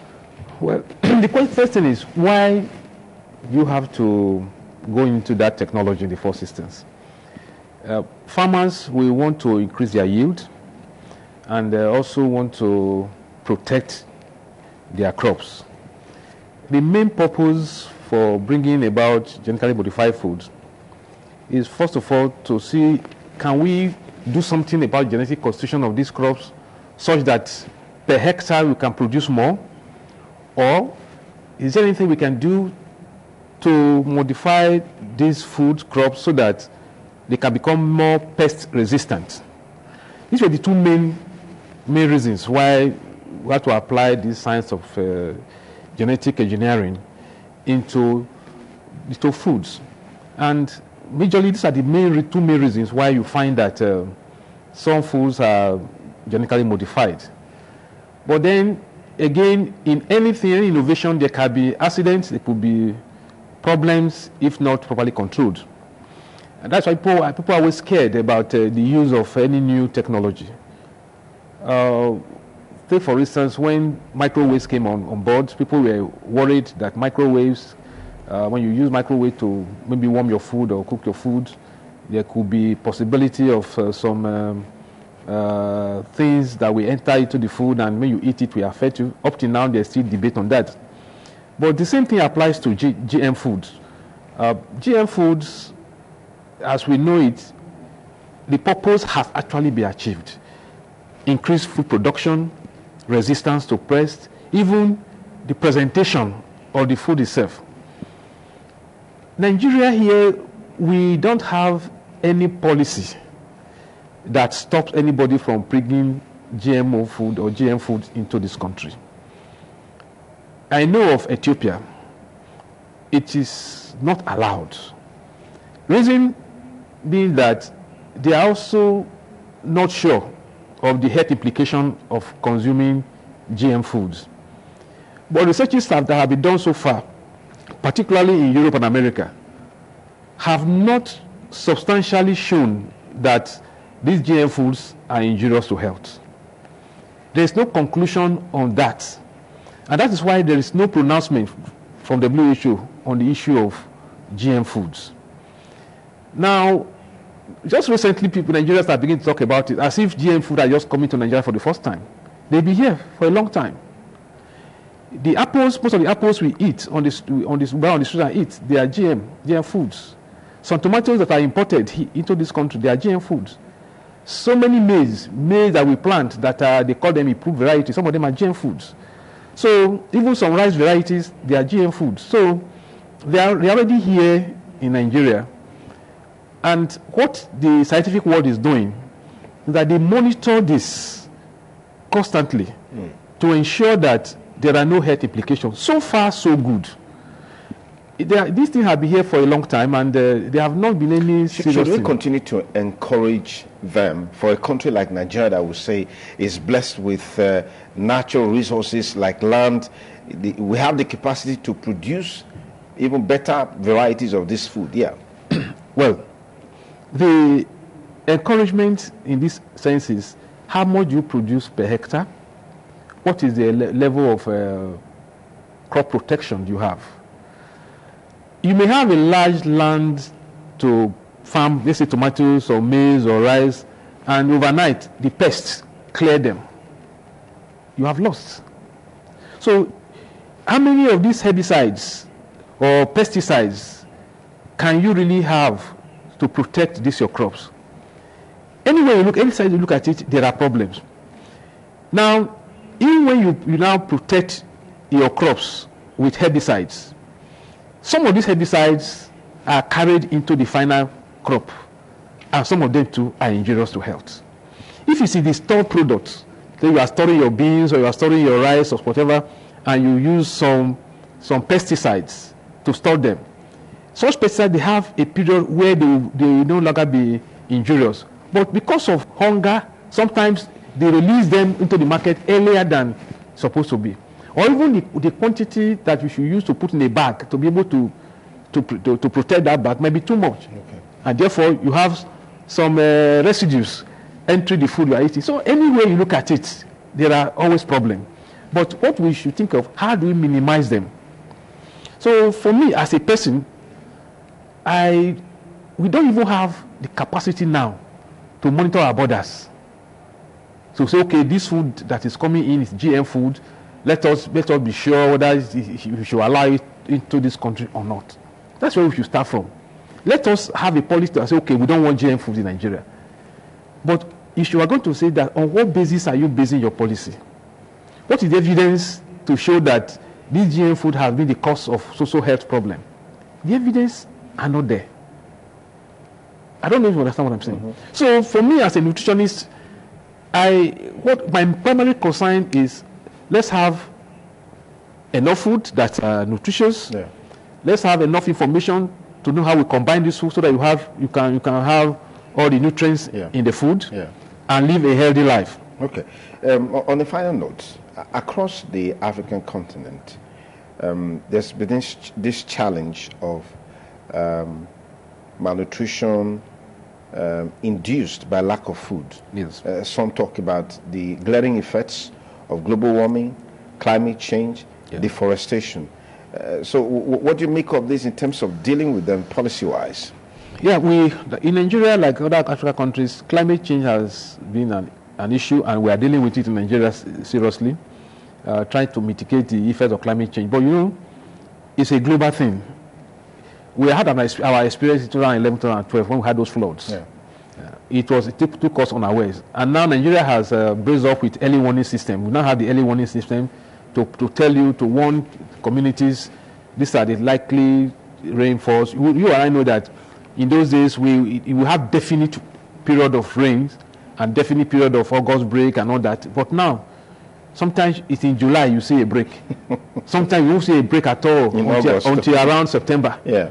So this has hardly happened. But what we need to do, let us not concentrate on just producing and depending on harvest. Let's look at a policy that will help us to store and process them.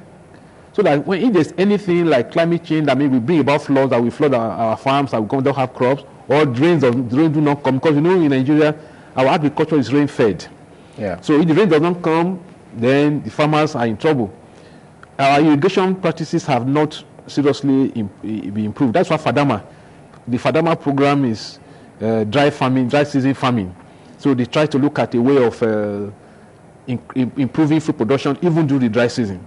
That's the essence of FADAMA. It's a World Bank project. Okay. So if the Nigeria government is able to do that and make sure that all parts of Nigeria were able to have irrigation facilities, then we can produce all year round, and then that will be we take care of this problem. Another issue is you said something concerning our forefathers eating carbohydrates and they were healthy and all that. And today the same carbohydrate that is the dominant meal that we have. It's now being implicated for many things. Yes. No, it's not the carbohydrate that is a problem. It's what we eat with it. Our forefathers, when I was growing up, we used to go when I come from primary school, I go to the farm and meet my mother in the farm, and they roast yam for me, and there's this garden egg, local garden egg they prepare in the farm with palm oil. I eat it with it. How many of us are doing that? They were eating natural foods. These days we are eating you buy rice and maybe rice and plantain in the carton. You buy Coke along with it. After drinking your Coke, you say you want one bottle of beer to wash it down.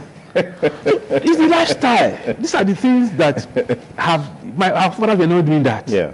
So they were eating their vegetables. They were eating their fruits, both wild fruits and the other one that were cultivated. They were eating them.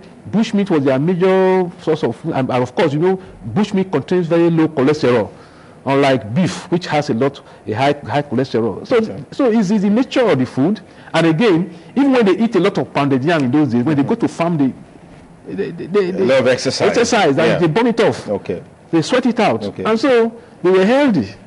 All right. It's been very exciting having you here, Prof, and I hope that next time we call on you, you oblige us to avail us your wealth of knowledge and experience as it relates to nutrition. Thank you so much for coming. It will be a pleasure. Thank you. Yeah. It's still TMI, beautiful Monday morning. I've been talking with Professor Ignatius Onimawo, who is a professor of nutritional biochemistry from the Ambrose Ali University, AAU, Ekpoma, sharing some thought with us on how we can eat well so we can live healthily and live longer and avoid some of the prevalent ailments, cancer, tumor, and stuff like that. And then cultivate the right habit. Then you put all of that together, have adequate nutritional education.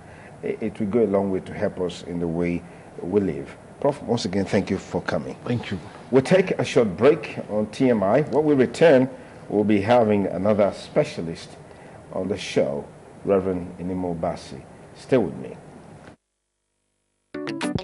Church boy, Samsung, it's another one. Boogie down.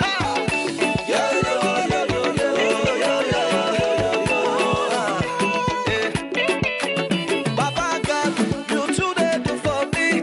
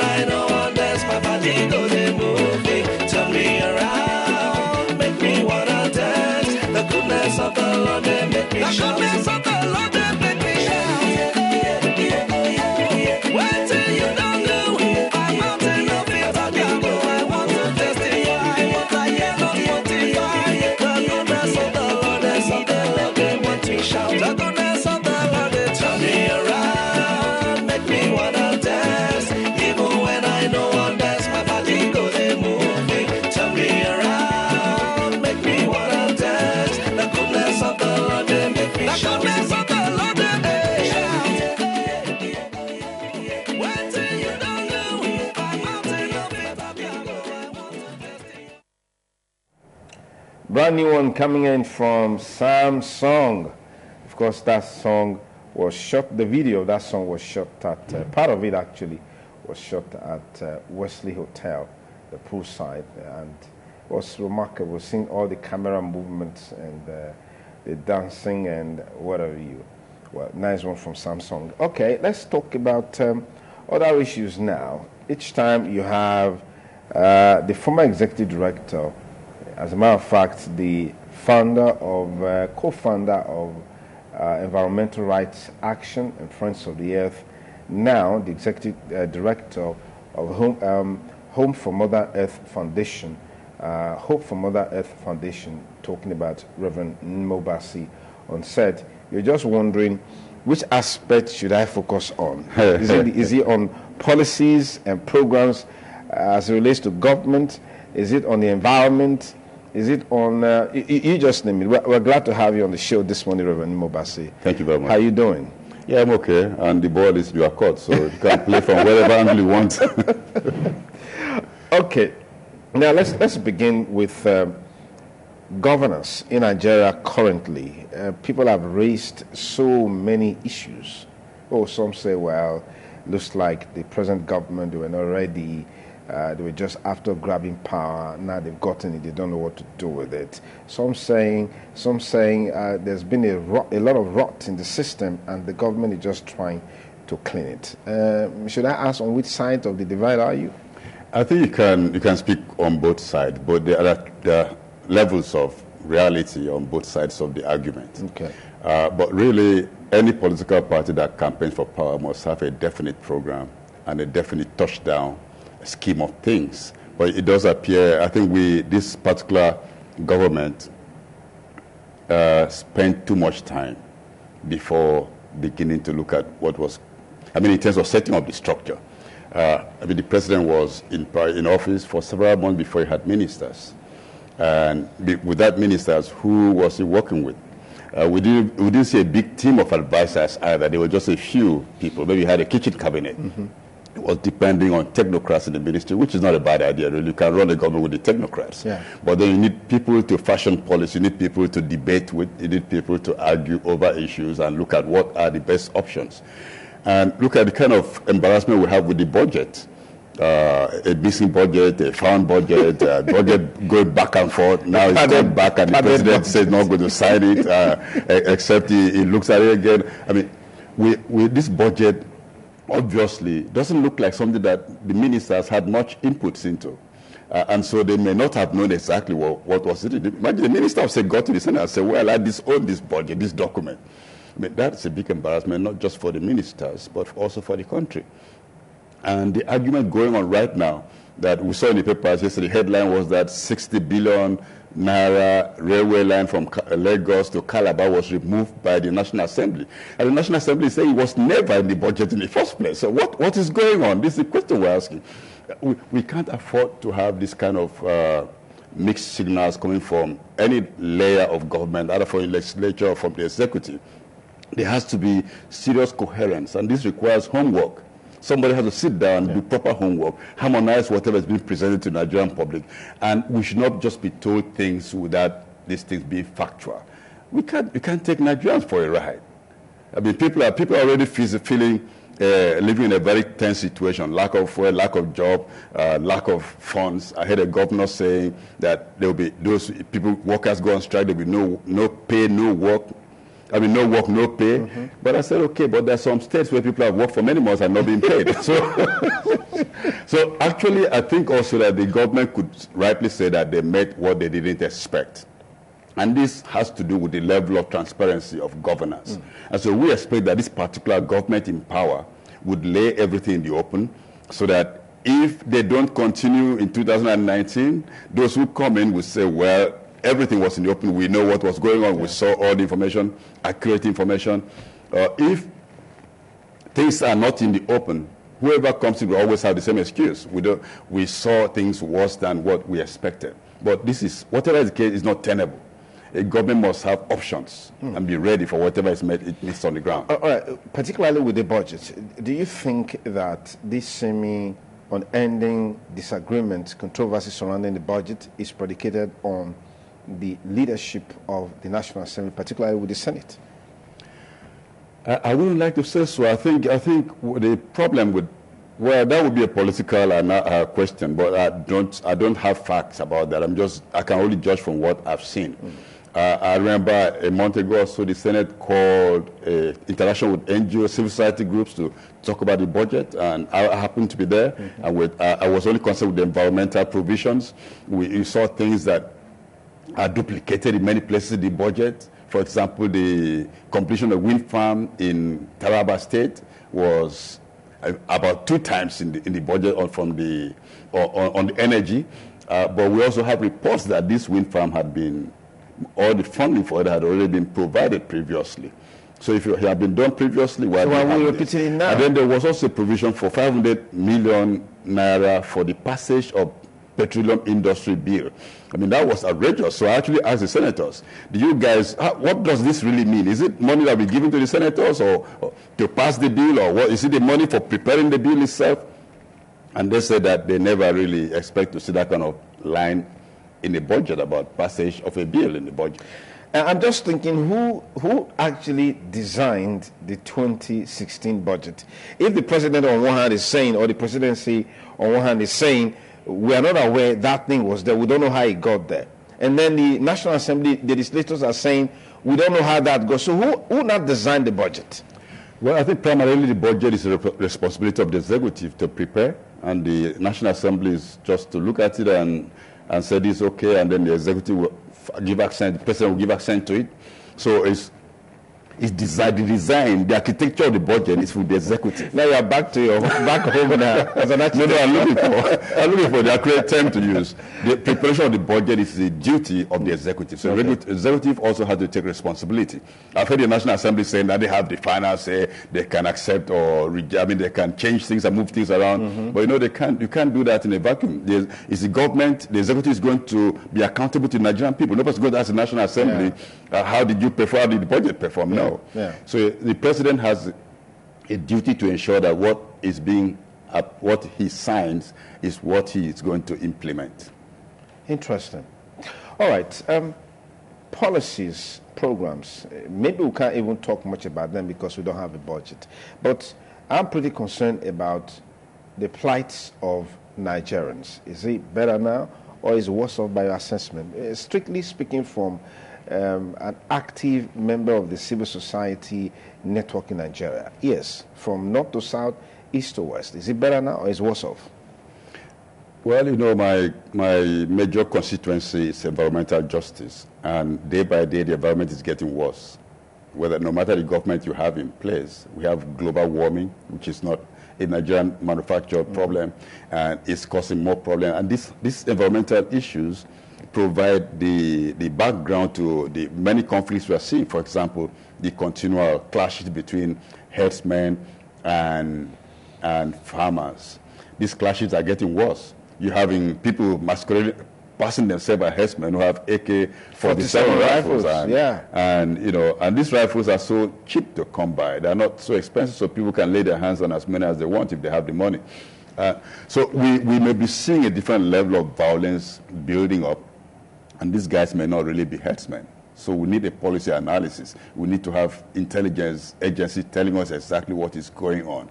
Are these cowboys or are they something else? So if you ask me, is life easier now than before, I think the answer is obvious. If you go out to look at the fuel queues, you feel very sad for this nation. We cannot refine what we have, and we can't import enough to meet the needs.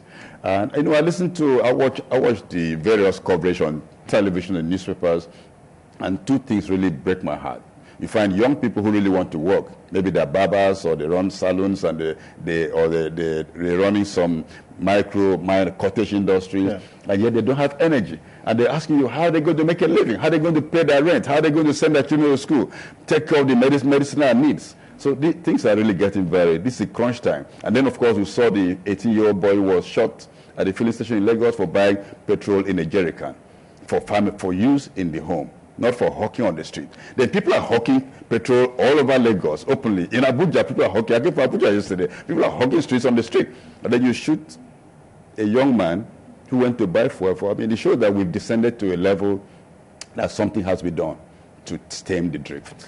Some say the current challenges as it relates to fuel scarcity is because of maybe the policy thrust of the present administration to deal with those who normally would take advantage of the system to enrich themselves like it used to be in time past. Do you agree with that? Completely. I do agree that the government has intentions of eliminating the rot in the system, the corruption in the system. And, when they said they've removed subsidy from petrol, there was no outcry in Nigeria because everybody saw that with the level of the price of petrol has gone down, but price of crude oil has gone down so much, we actually expected the price of petrol at the pump to go down to maybe 40 naira a liter. Yeah. But in Nigeria, that's what this, if you're really matching it to the price of crude oil, the thing should be dropping. But instead, this thing is going through the roof. And the issue is also that if you eliminate subsidy, then you should not be regulating the price of petrol, but make the product available. Those who import or refine to sell these products want to make some profit. So you cannot in one hand say we are doing this to save money, and then you want to tell those who are doing business not to make a profit. Money, yeah. The two don't add up. All right, let's come back to your area. The petroleum industry bill is one bill people have been expecting. I mean, people like you have been expecting that it will be given accelerated hearing so that it can tackle some of the issues within the Niger Delta and the petroleum industry. But it looks like the long wait, will continue for a long time to come.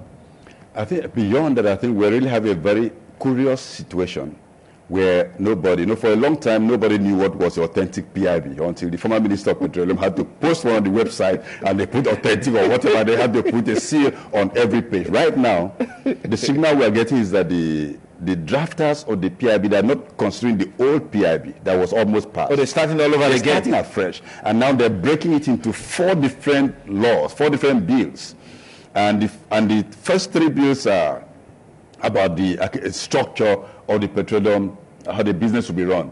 And people are already complaining that the first part 1 of the 4 parts, which is about to go to National Assembly, does not have anything to do about host community funds. Maybe you've heard that controversy. And there's nothing in it about the environment at all. I have looked at the draft of that bill, which is about governance of the sector. And there's not once mention about environment, not once mention of community. The only thing mentioned there that relates to environment is gas flaring and fracking. And these were just in the notes that this is what happens in the upstream. And so now people are wondering the issue of why should you not include a line for the host communities fund, which the former PIB provided for 10%, and which the National Assembly was completely divided on, and it was almost tearing everything apart and maybe led to the non-passage of that bill, which I think was based on a lack of understanding of the dynamics of the environment and the communities, and how much harm has been done already, and even it was even coined, the former bill was not, to me, was not beneficial to the communities, even though the fund was made in their name. Okay. Now, in the new dispensation with 4 PIBs coming, part 1, part 2, part 3, the part about revenue management that may have something about the communities in part 4. And now, to me, this is hidden subversion of the communities, against the communities. Because if part 1 will take maybe 1 year to pass, part 2 will take another 1 year to pass, if they are fast, before you get to part 4, may already be after the election, after the next election. So this, in other words, the provision for communities may never come up. And if the contentious part, I would expect it to be in part 1. So that when you cross that hurdle, then you can just have easy run on the rest. So the PIB is still a big issue of contention. What do you think that there are indeed forces against this bill, and if there are, who are these forces? Oh my goodness, Sonny, you like to ask difficult questions. Now, but of course, there are many people who don't want us to have a strict petroleum industries bill. And of course, these are the industry players, the multinational oil companies, and they said it openly, so brazenly. I remember some years back, one of the top one of the leaders of one of the international oil companies in charge of the African region said they would not accept any regulation or law that is against their interests, and said it openly at a press conference in Abuja. Big insult on the nation. We have to look at our national interest, and this must be what governs what laws we make or don't make. So there are a lot of forces acting, forcing and pushing, and of course, they're here to make money, and if we allow them, of course, they want to do a situation where live above the law and do nothing at all according to any regulation. And we have very poor regulatory system and enforcement system in place in the oil sector to start with. If you just join me, it's still TMI Monday morning, and I have with me Reverend Mbasi, is the Executive Director of Hope for Mother Earth Foundation. Health for Mother Earth Foundation. I keep missing this opening up because I'm trying to get the right word. Thanks again. Each time we'll have him here, you're just at home with the subject of environment and all the issues that are related with it. Now, in the past, we used to think that when we talk about climate change, global warming, these are things very far from us. But you know for sure that they are here with us today. Now, before I talk about something I wanted to ask you a while ago, as it relates to the PIB and the petroleum industry. Now, the price of crude oil keeps falling by the day, and nobody knows when it's going to appreciate. And I'm just wondering, what's this hullabaloo about the PIB? If the crude oil for which everybody is fighting is falling by the day, and people like you have wished for things like this so that there will be less of pollution, less of gas flaring, and all of that. Yeah, really, we would like to say, I'm really glad when oil price falls, because it's forcing us already to think of diversifying the economy. Okay. Oil is a wasting resource. It's not renewable.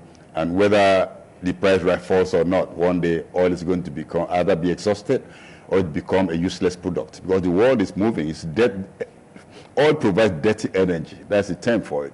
And the world is moving more and more towards cleaner energy. Some countries don't produce cars that depend only on petroleum products anymore.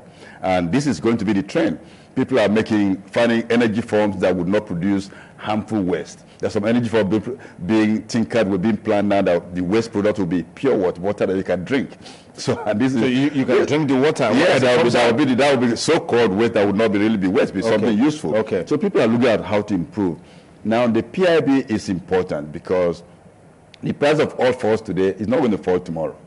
Actually, the price of oil will shoot up as the resource dwindles, and industry wants to scrape the last profit from the bottom of the barrel, so to speak. So the price will go up sometime in future. This current price may just be political manipulation also at a global scale. For example, in the Organization for Petroleum Exporting Countries, sometimes there's lack of agreement about limiting production, so you have a glut in the market. Yeah. The fracking in the U.S. also produces a lot of fuel on the market, a lot of gas, a lot of petroleum products on the market. So there are ways of manipulating the price to bring certain economies to their knees. And if you depend only on that resource, our economy is very susceptible to external manipulation. Like Nigeria. And yeah, that can happen to Nigeria, can happen to Venezuela, can happen to a few other countries. But if you have a resilient, diversified economy, one part goes down, other parts take up the slack, and things run on. This is a wake-up call. The price falls, we shouldn't shout and cry about it. Let's look for what to do to build a stronger economic system in our country. All right, you talked about looking for alternatives, having alternatives, particularly in the sourcing of energy. Cleaner energy, we know to a large extent, we also have some implications on the economy, particularly availability of food, if you consider biofuel as an example. What do you make of this as a challenge too, maybe in the long run or even on the short run? Yes, you're right. Biofuel is not really a big option. It's not a good option. It's not much different from fossil fuels, just that it's fossil that's made immediately, not the one that's made over millions of years. And it uses the same infrastructure as petroleum products. You know, these pipelines, refineries, trucks, filling stations. So it's not really a big shift. But recently I was in Mali. I went to Mali to examine how they're meeting their energy needs and to look at some players there about alternative energy. And I went to some villages that don't even have roads at all. We're driving, at the point I was wondering, where are we going in the bush? In the grassland, no road. The driver appeared to know where to turn, and I was wondering, I didn't see any road, and we got to a village in the middle of nowhere, and they had electricity from solar installations. And so some solar installation, this country, well, even if we produce 10 megawatts of 10,000 megawatts, as the president has mentioned as a target for Nigeria, from the 0 megawatts that we have right now, the 2,000 or 3,000 or 4,000 megawatts. Now, we don't need to put everything on the national grid. We can have stand-alone mini grids in villages. There's a village I went to, and they have electricity from almost not 24 hours. They have all through the day, and they have in the night up to 8 p.m. from solar. Then from 10 to 1 a.m. they run on normal diesel generators. So there's a kind of hybrid system. But they have, so from 1 o'clock people can sleep till 6 o'clock. The light comes back again. a battery to conserve the energy. And I thought that was a good way to go as a transition effort. And these communities are not anywhere near the national grid, but they have power constantly for the period that they know there will be power. As an industry, everything is going on there. People are going from the cities to live in the village so as to get their work done because they have steady electricity. Then there's a plan now they're about to start also in the cities. Banks are coming together to provide loans to people that have a solar roof program. They give you enough money to help you install maybe up to 5 kVA or 10 kVA or electricity from solar panels on your roof for your office or for your home, and then you pay back over 5 years period. This way, government doesn't have to provide everything. Now, if individuals are empowered to set up their system, they can do it. Nigerians are already providing their water, building their roads, building their schools, and providing medicine and everything. So, provide electricity. You know, generators in this country produce 15,000 megawatts of electricity from generators. That's when you aggregate. Yeah, when you aggregate all generators from all the streets and people. 15,000 megawatts. This is what those who have calculated have told us. 15,000. That's more than 5 times. About 5 times what we get from the national grid. From the national grid. So if people have invested so much resource to ensure that businesses run, you can just provide the environment for them to do this from clean energy. So we started a wind farm in Talaba State. Why can't we replicate that around the country? Solar farms. You can produce. South Africa is building a solar system that will produce 10,000 megawatts. This is our ambition for the target of the present government. But one installation can produce that. So people say, not possible. What of the hydro? Run the hydro as well. You can have micro hydro. You don't need big rivers before you have micro hydro. You can almost have a micro hydro in a swimming pool. So this can be done to cater for rural electrification for certain neighborhoods, and then we can have sufficient energy to run the business of our economy. Interesting. The aspect that I wanted us to quickly talk about, I'm trying to piece it together now as it relates to availability of power driving the economy. And now we have a futuristic plan of 10,000 megawatts. Do we have the structures in place, in your opinion, for what is going? I mean, we have the cannibalization of NEPA, you have GENCOs, you have DISCOs, you have boogie schools. Let me just try to the discos and the rest of them. But because people say that most of these subsidiaries that emanated from NEPA, as it were, don't really have the capacity, and that seems to be why we're where we are today. I don't know what you make of this. Well, you know, the problem basically is that we got these neoliberal ideas that government has no business in business. It's false. Government cannot be divorced from business. Government has a role to play in business. Government is not just to bail out businesses when they fail. That's because government cannot divorce itself from business. There are certain things government just has to do. But unfortunately, we've got this idea from, which is the maybe grandchild of the structural adjustment program that almost collapsed African economy, that you have to sell off everything to the highest bidder, and then you just open up yourself to be colonized all over again. And this time around, we provide the foot soldiers to entrench and enforce colonization. And this is something we need to wake up to. We have to have a system that we run in our self-interest. Now, having said that, in terms of power supply, my greatest fear is not really about generating. I think we can easily generate the power, but can you distribute it? If you look at the kind of electricity cables that we have, the kind of planlessness in our cities to start with. People, if you build a house, you have to buy the wires to draw they call it draw, if I'm speaking Nigerian English now. You have to draw the electricity to your house. Yeah. And you buy the wires and you get the electrician to install it. I mean, these things are not, nobody's checking whether they meet the standards. And so there are a lot of leakages in the system. So you could produce 10,000 megawatts and you are only able to distribute maybe 2,000 megawatts. And unless we address these very fundamental issues, we're just going to have the problems continue. Interesting. Okay, I've been talking with Reverend Nmo Bassi, the Executive Director of Health for Mother Earth Foundation. He's been sharing some thought with us on key national issues and, of course, issues that relates to the environment. Now, you said a while ago, Reverend Bassi, that polluting the environment or pollution of the environment is still going on till date. And you're wondering why, for example, we have the UNEP report on the cleanup of Ogoni. That seems to be a major issue that the present administration took up when they came on board. How far has it gone by your own assessment? Well, the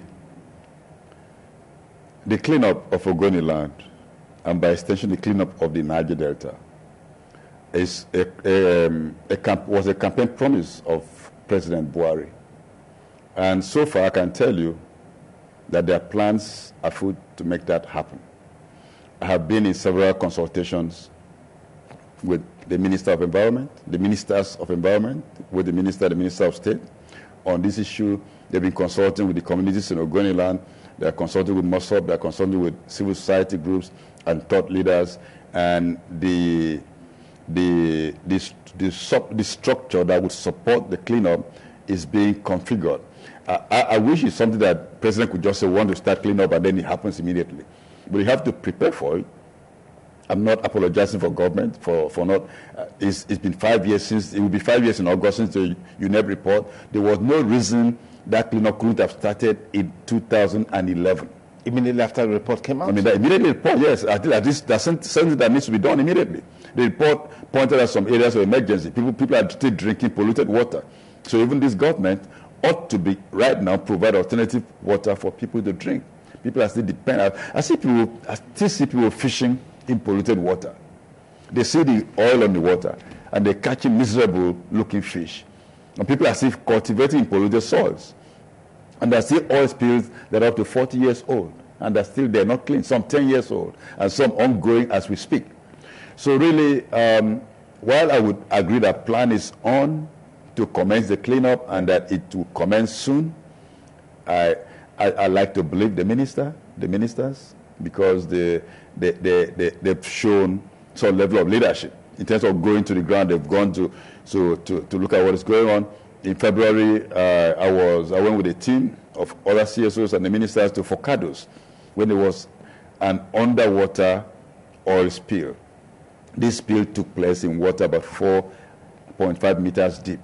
And then the company said that this was caused by sabotage. Of course, there are people, those who sabotage pipelines of that nature are people who have skills and knowledge in the petroleum sector. So you cannot say it's from either this side or they could be from anywhere. Okay. But it could be some business interest. Now, but what really surprised me was, and what really broke my heart, was that their reason for saying that this was caused by sabotage was because somebody in the village said they heard an explosion. Somebody heard an explosion, therefore it's sabotage. It doesn't make sense to me. You could hear a pipeline erupting under pressure would make a noise. Yeah, definitely. So you're going to hear a noise that sounds like an explosion. That doesn't mean that X, Y, Z did that. The militants or somebody went to blow it up. In fact, the day we went there, they brought some pieces of concrete to show us that this is evidence. I mean, I took pictures of the concrete, and they said the concrete that they put, this pipeline was laid almost 45 years ago. Jeez. Encased in concrete. With wire mesh to reinforce it. But to me, a pipeline that's 45 years old has a full right to erupt once in a while. Yeah. So because you need to check the integrity of the pipelines and keep repairing them. But apart from that, there are serious oil spills happening regularly in parts of Bayelsa State and Rivers State and Akwa Ibom State. And these are really troubling. What do you make of this seeming resurgence of militant activities in the Niger Delta?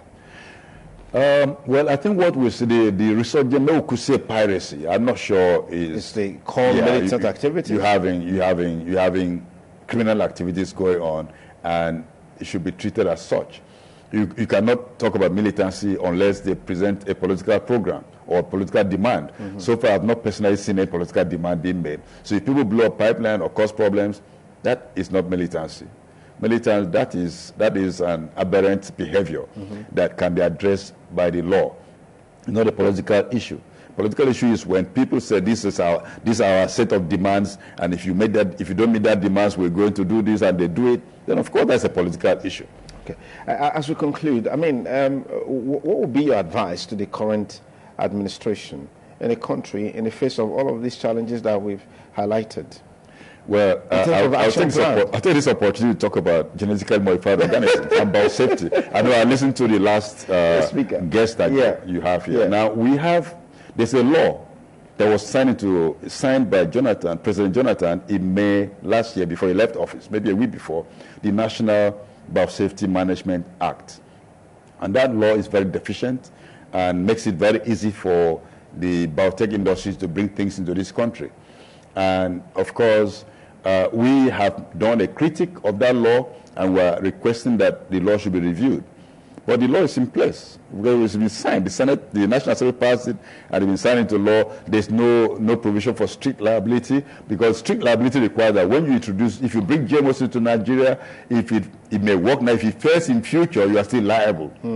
So you have to be very sure. That's what they're bringing in. Precautionary principle. If you have any doubt about what you are bringing in, don't bring it in. Right now, there are 2 applications by Monsanto Agricultural Nigeria Limited to bring GMO corn into Nigeria and to bring GMO cotton into Nigeria. Now, GMO cotton has failed in Burkina Faso, and the farmers, the government is phasing it out, and they're in fact making demand for reparation, for compensation from the company that brought it in. Yeah, the same company that wants to bring it to Nigeria. And then when we say that, look, it failed because the fibers were not long enough, farmers were not getting money for the product that they had, because it wasn't good for the textile industry. Now in Nigeria, textile industry is making propaganda. People say, well, we're going to create 5 million jobs, we're going to 500,000 jobs when they bring BT cotton, that is GMO cotton, but it failed. And now I listened to the head of the Nigerian Biosafety Management Agency on television, national cable television, in fact, international cable television, saying that what made the cotton to fail in Burkina Faso was that they inserted the genetic material in the wrong germplasm. So this is not a precise technology. We've always said that GMOs are cowboy technologies, like shooting in the dark. So if sometimes you get it, sometimes you don't get it. So now, if that was the reason it failed in Burkina Faso, what is the proof that it will not fail in Nigeria? Isn't that a risk that we cannot afford to take? And then, of course, you tell the genetically modified corn, all these things grow as monoculture. The way we grow things, when we grow yam, we plant okra, we plant corn, we plant melon, we plant ugu and other vegetables that we harvest at different times. And then farmer will have good food to eat. But when you go the way of genetically modified crops, you're going to have food deserts. Total area, maybe only corn in the whole of Benin City, for example, so that we can spread the herbicides produced by the same company that produces the seed. It will kill everything else except the crop that you bought from them. And so this is a sure way of entrenching hunger in the country, so that even the farmers will become the most hungry people because they won't have the variety. But we're going to have the problem. And now this chemical, the basic chemical in the herbicide, is called glyphosate. And recently the World Health Organization said that glyphosate is a probable carcinogen. Now when the World Health Organization speaks in this kind of diplomatic language, because they don't want to say it's a carcinogen, they say it's a probable carcinogen. Before they will get to that conclusion, it means that there's something wrong. In Latin America, we see people living close to these farms where they spray all these chemicals that the GMOs are supposed not to encourage, but because pests, even the pests that some of them are designed to kill, become resistant. And so they have super weeds. You have to use stronger and stronger chemicals every year. And that way you're polluting the environment the more. Seriously, people living in the farms are having serious diseases, health defects, skin cancers, all kinds of horrible diseases in Latin America for people just living near the farms. And the farmers working on the farms. You don't want to take this kind of risk in Nigeria. So are you advising the government to look at that law again? Or that we are advising that they should review that law, and we've made recommendations for how to tighten it up so that people can research in the laboratories, no harm by that, can test things and do things. Scientific knowledge is always useful. But this GMO application by Monsanto should not be approved. Nigeria don't need GMOs. Thank you very much, Reverend Mobasi. It's always a delight to have you on the show. Today, I'm sure that we went around all the sides. We tried. we went around all the sides to highlight the issue. Thank you so much for coming. My pleasure. Thank you so much. Thank you. It's still TMI Monday morning. The news update is next with Yuguchiku Bamidele. And of course, Breakfast Sports will come up shortly after the news update. Stay with us.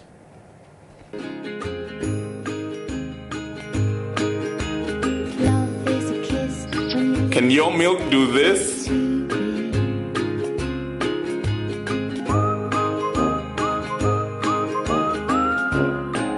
Can your milk do this? Mine can. With Hollandia evaporated milk, your ice cream, custards, and variations of beverages taste pleasantly different. Hollandia evaporated milk. Life tastes different. From the House of Chi. Did you know with Hollandia evaporated milk, you get a whole lot more? You get 25% more milk than 170 grams. Go for more. Go for Hollandia evaporated milk, 215 grams pack. Hollandia evaporated milk, 25% more, same price. House of Chi.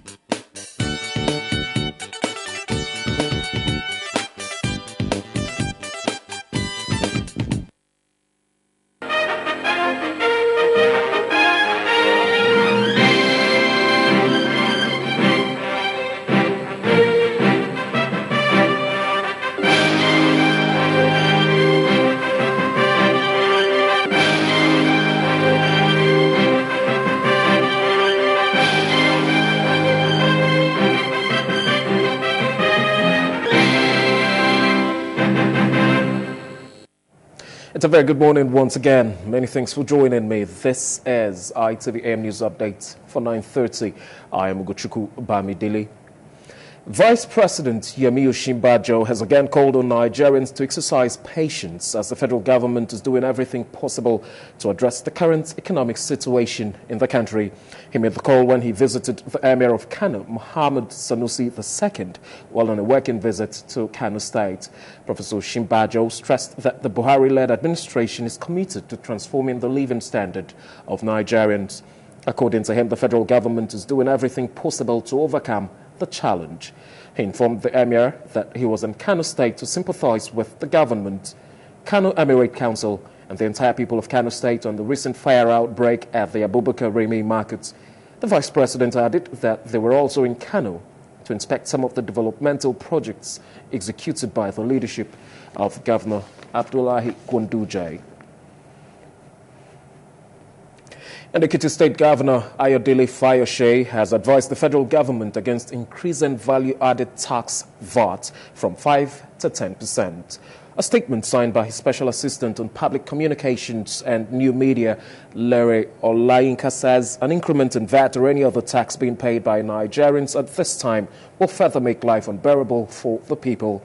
The governor quoted Vice President Yemi Osinbajo as saying that 5% rate for VAT is low and would need to be increased.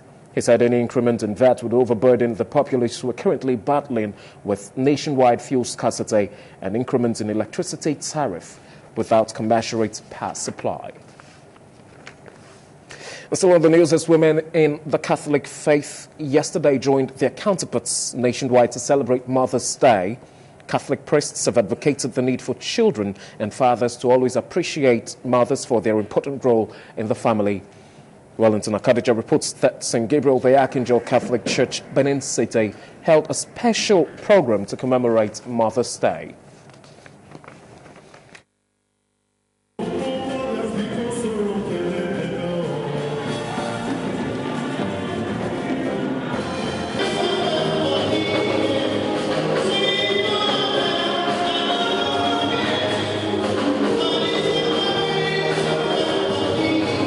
Mothers in a joyful mood at the various Catholic churches visited by the news crew as they commemorate Mother's Day.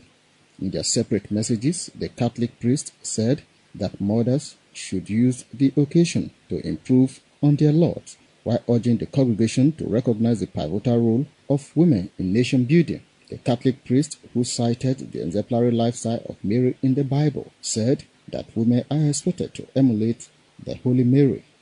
They should model their lives like that of Mary, who brought peace and unity to the family and harmony, who lived according to the will of God and His commandments.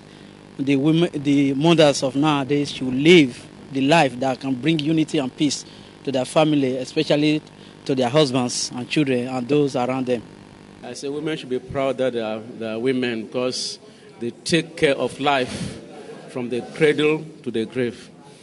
So they are very important. So when women say that they are being oppressed or that, no, they rule the world. Women rule the world. Mother plays a very vital role in society. Without mother, the world will be balanced.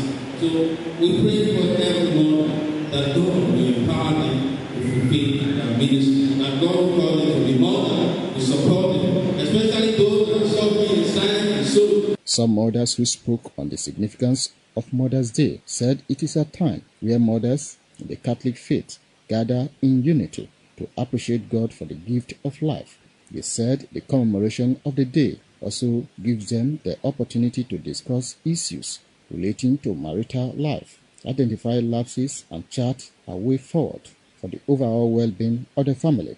In different parts of the countries, there are different dates for celebrating it. For the Catholics, usually the fourth Sunday of Lent. But because of Lent, we don't celebrate much. That is why we deferred our own to this time. But however, it is a day set aside to honor mothers. Give a mother 1,000, he will give you 10,000. We are home managers. So haven't lived in another man's land, brought up in another environment, nurtured, then come up to join a man. Because the word of God said it. He said, a man will leave his parents and join to his wife. We are the mothers of the home. So all woman should take that model of our mother Mary. They should be humble, obedience, and take care of their homes. However, at St. Gabriel the Archangel Catholic Church, a special reception at symposium was held by the church to commemorate Mother's Day. Wellington Kodeja reporting. And that's it on the size of our news update for this time. Don't forget to join us at midday. We've got the world news coming up at that time. I'm Oguchukwu Bamidele. Many thanks for watching. Breakfast Sports, it's next on TMI. Good morning.